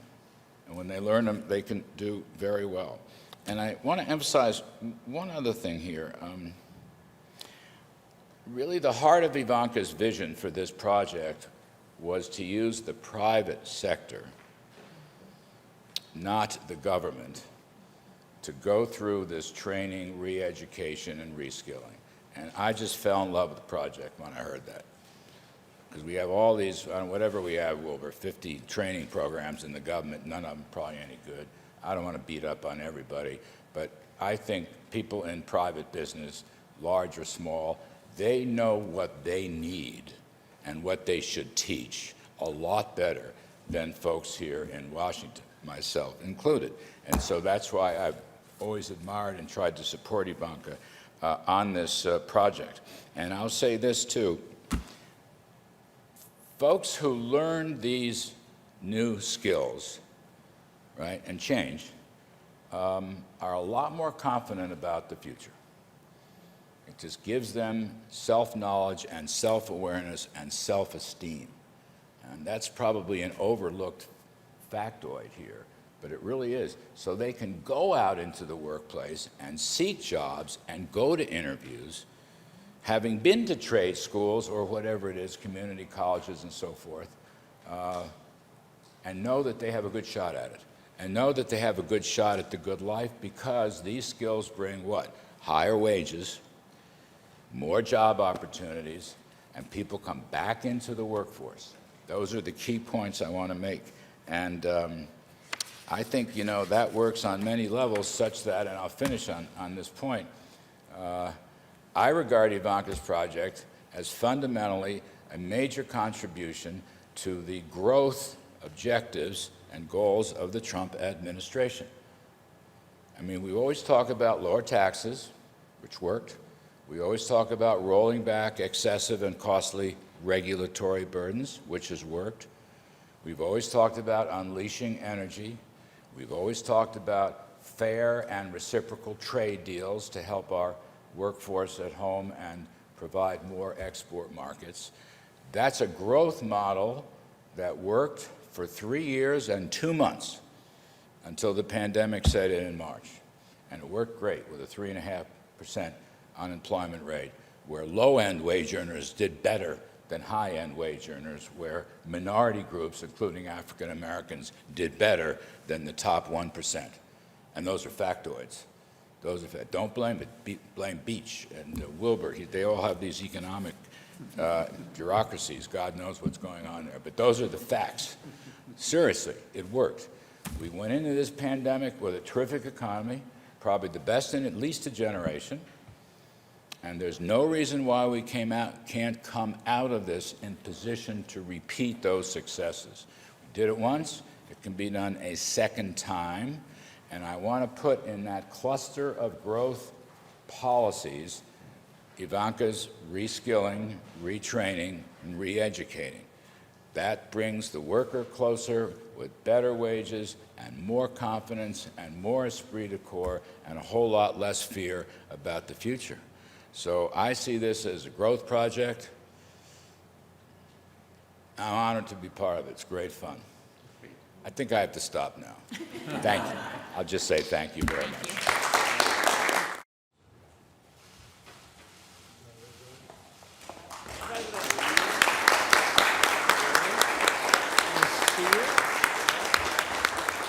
Thank you very much. Busy time. Absolutely. We're making a lot of progress with the whole situation that came in from a place called China. You probably know, you probably see. But we have a little work to do, and we'll get it done.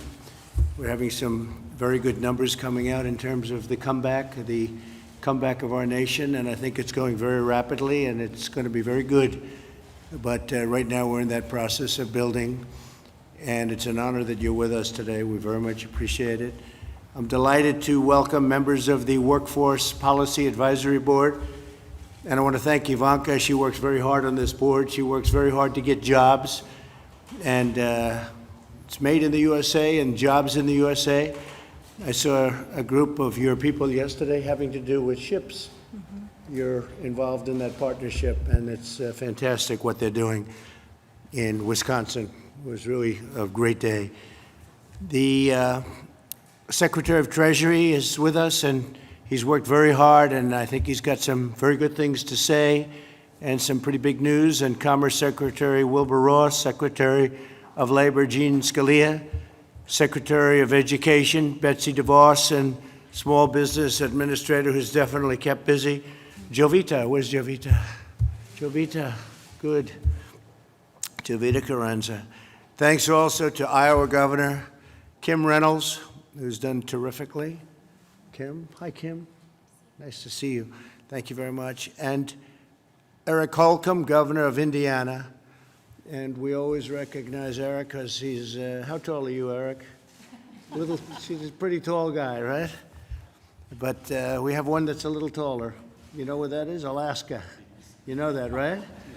You're doing a great job. We appreciate it. As well as the CEOs who have signed our pledge to American workers, Marilyn Houston, thank you very much, of Lockheed Martin, Sebastian Thurn of Udacity, and Ginny Rometty of IBM.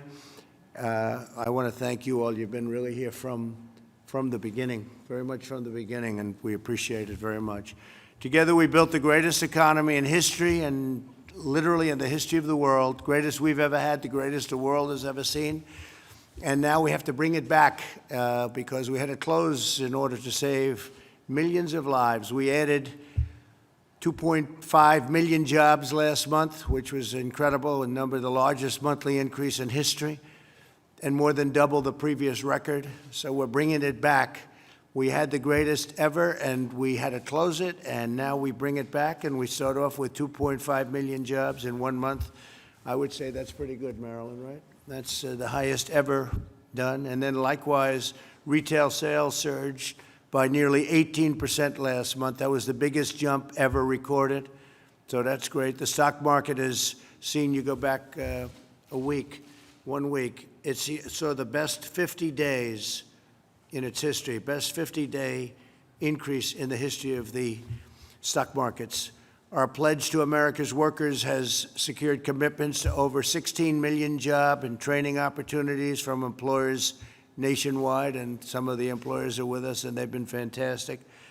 I want to thank the American people for doing such an incredible job. They understand what's happening, and they see how fast we're turning it around. I want to just state that this is Americans of all backgrounds that we're talking about.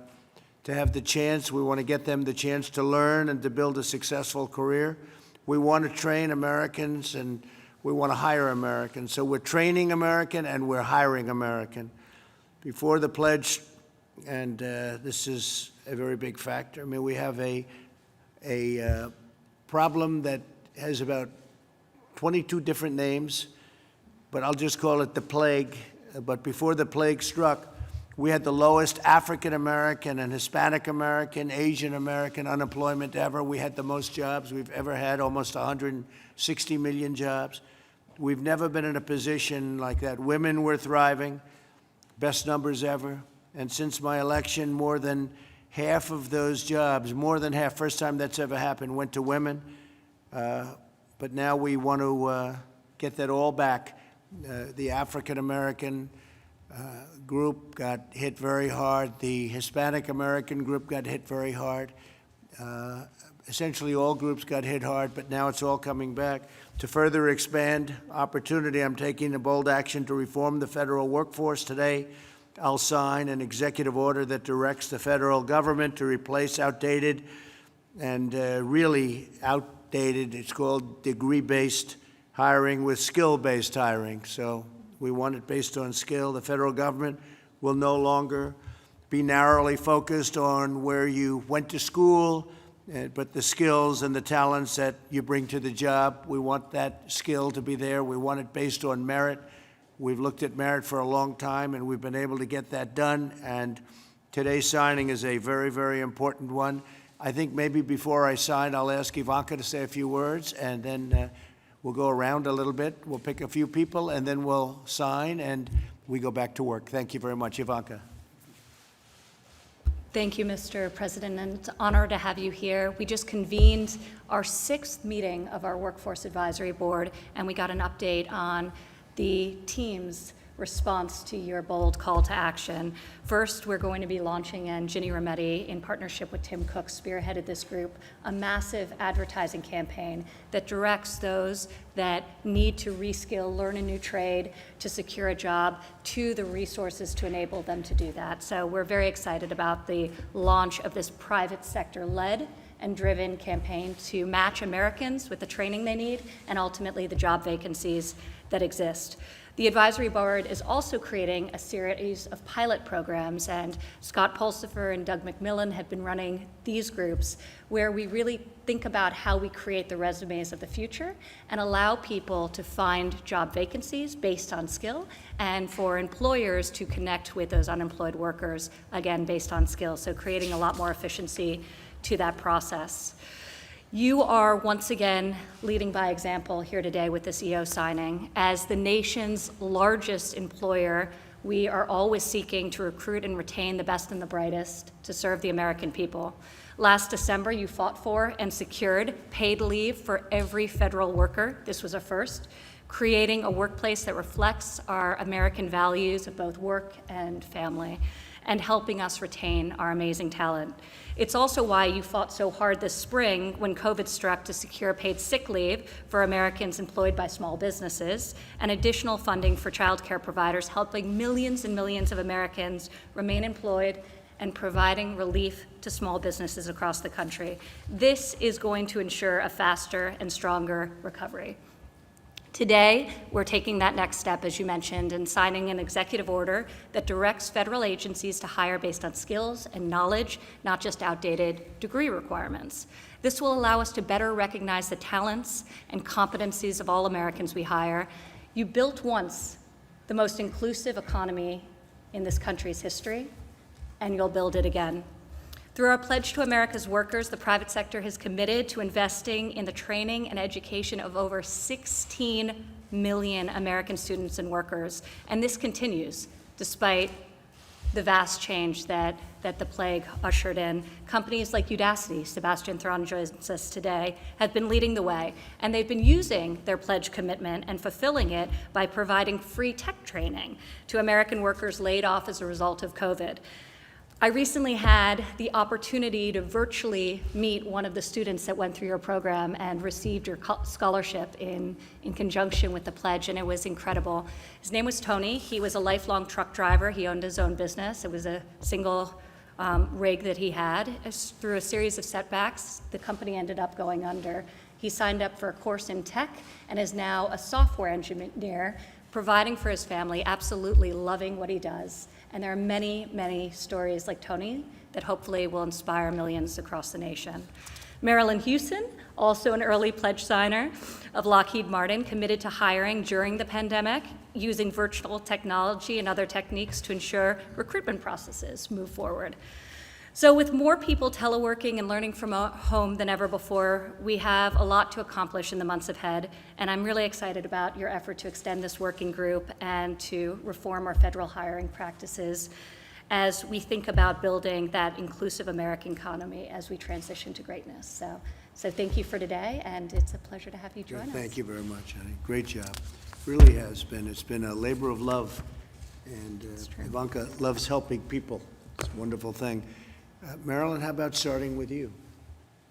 Thank you, Mr. President. It's really an honor to serve on this policy board, and I must say I agree with you, Advisor Trump, Ivanka Trump, and Secretary Ross have led us well. We've had a great effort over the last several meetings and put forward some strong recommendations that I help to match the skills together with the jobs that are there. And at Lockheed Martin, we're proud that this year we're on a path to hire 12,000 people, and a lot of it is around making sure that we are getting the kind of apprenticeships and scholarships and skills training for them so that they can link up to jobs in our operation. Thank you. Well, you've done a great job, and I got to see it again.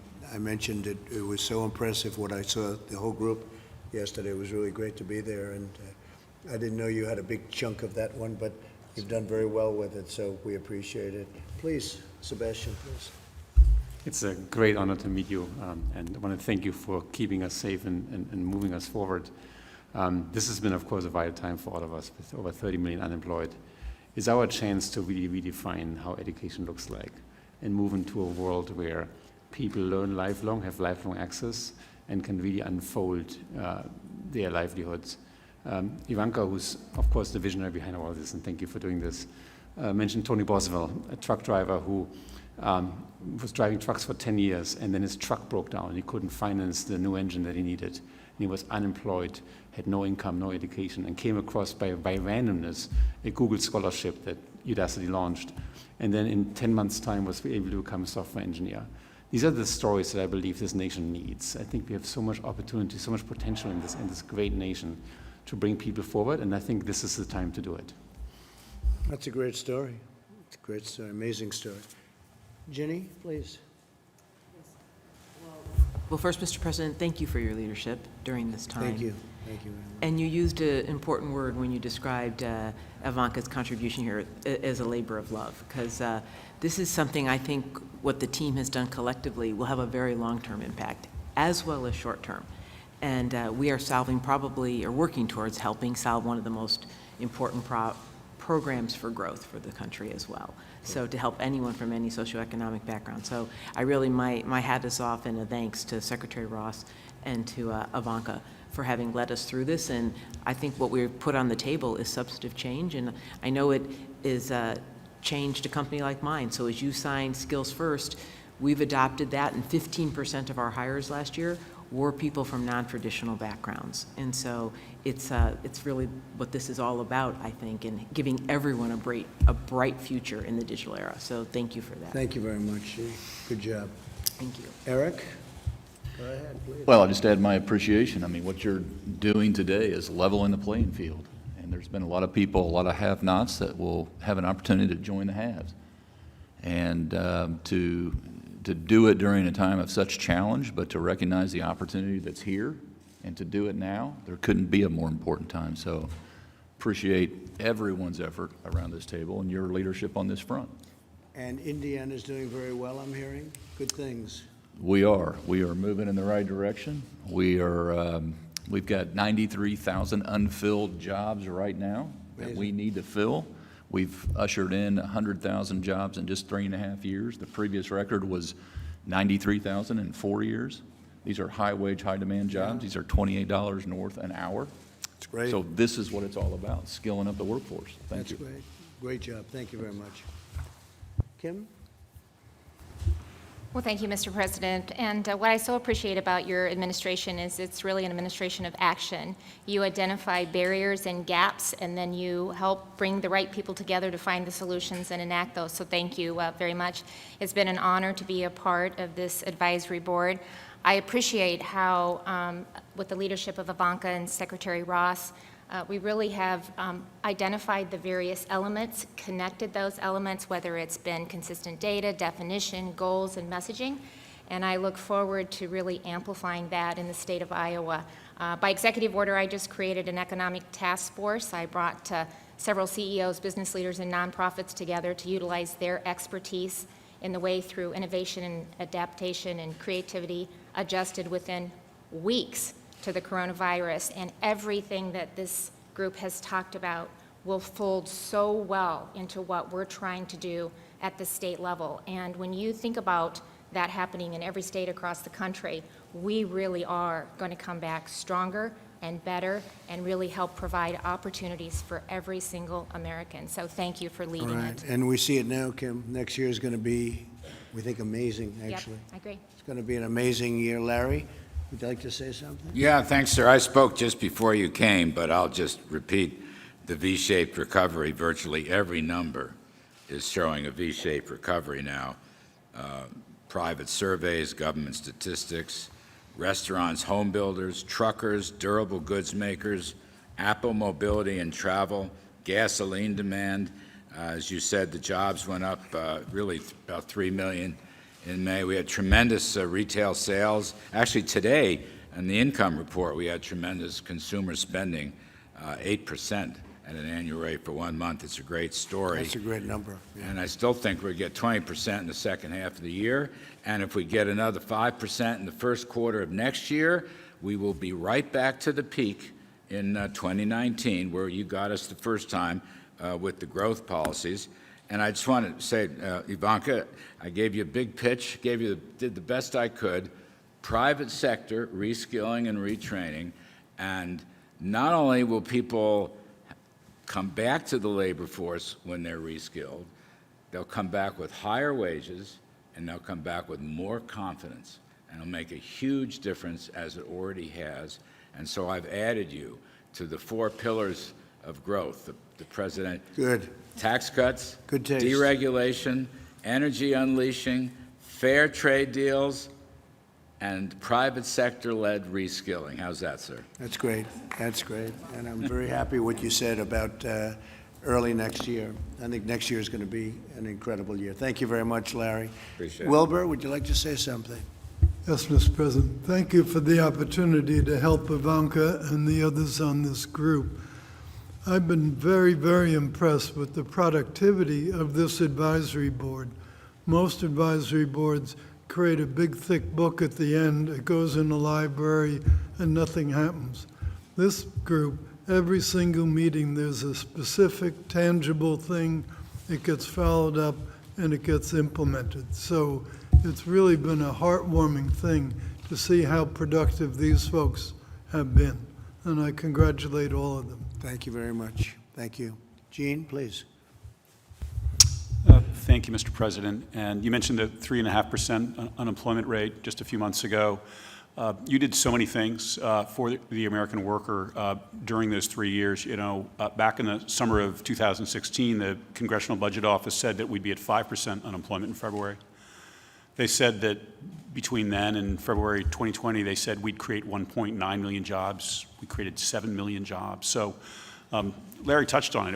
It was policies of tax cuts, of deregulation that brought us there, which was just a wonderful thing for the American worker as jobs were being created and wages were rising.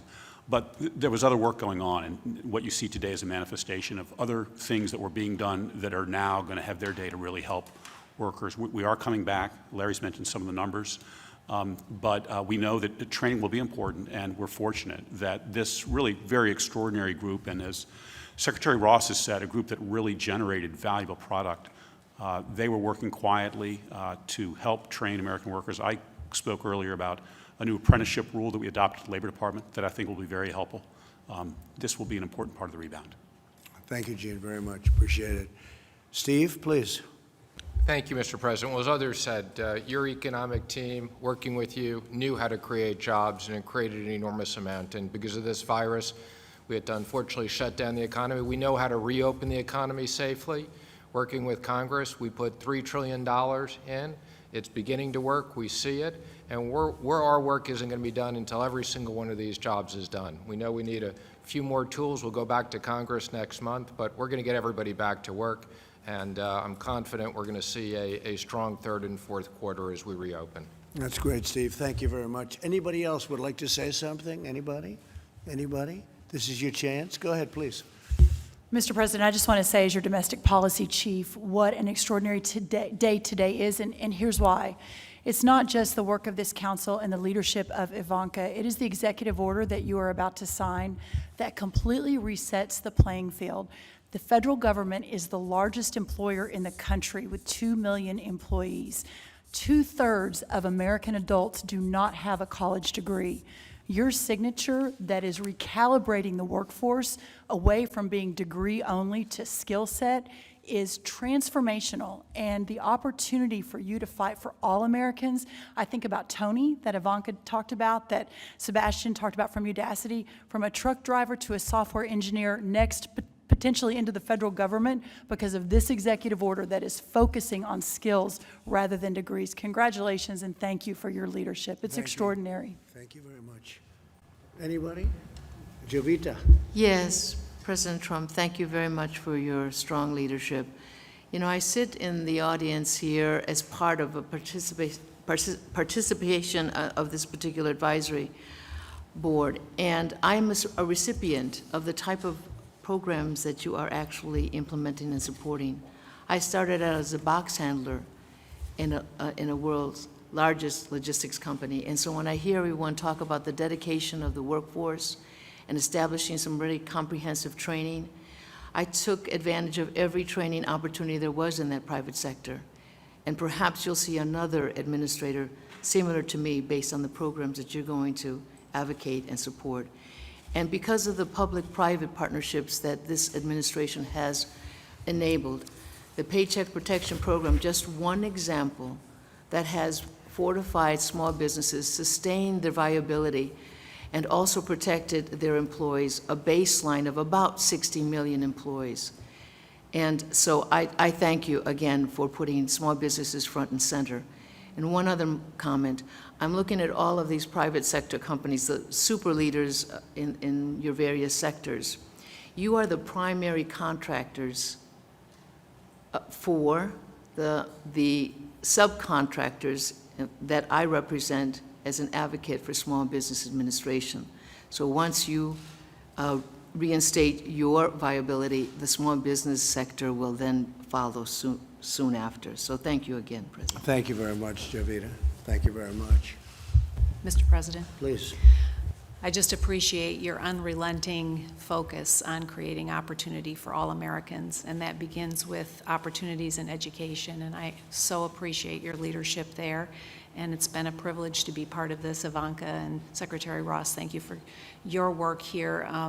We are privileged to carry out your vision in policy and action, as Governor Reynolds said, and thank you for your leadership. Choice. How's that going? Choice, right? That's what we want. Please. Yeah, I was just going to say, thank you, Mr. President. From a university's perspective, it's often perceived as skills versus degrees, but in reality, in a skills-denominated future, it is that tide that lifts all boats, because even those who possess degrees, they can better articulate the skills and competencies that they now have for the future of work. And the reality is, too, is that it's also more fair, it's more equitable, it's more prosperous for our workforce, because what it really is it's now about what you possess and what you can demonstrate, not how you acquired the competency and skill. Right. And so it just creates much more of an equitable pathway. And WGU, as a competency-based education provider, has always been focused on how do you articulate the outcomes of achieving a degree in a skills and competency-based way. So it's much more aligned with the future of work. And so it is truly that tide that lifts all boats. So this is a huge step in the right direction. So thank you very much. I agree with you 100%, I must say. I do. Okay, why don't we sign? And this is a big deal. Congratulations to everybody in the room. This means a lot.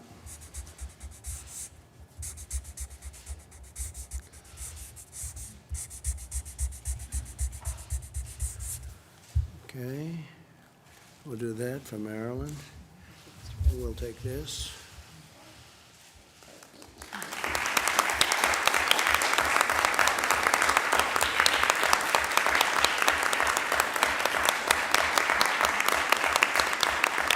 Thank you very much. Okay.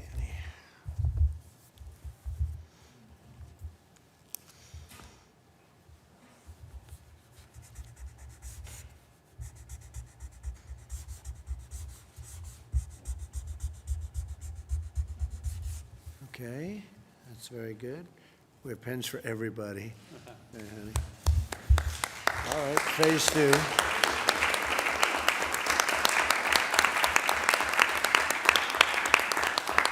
Thank you very much. Well, thank you all very much. We appreciate it. This is really an important day for a lot of reasons, but this is one of them. Thank you all for being with us. We appreciate it very much. Thank you very much.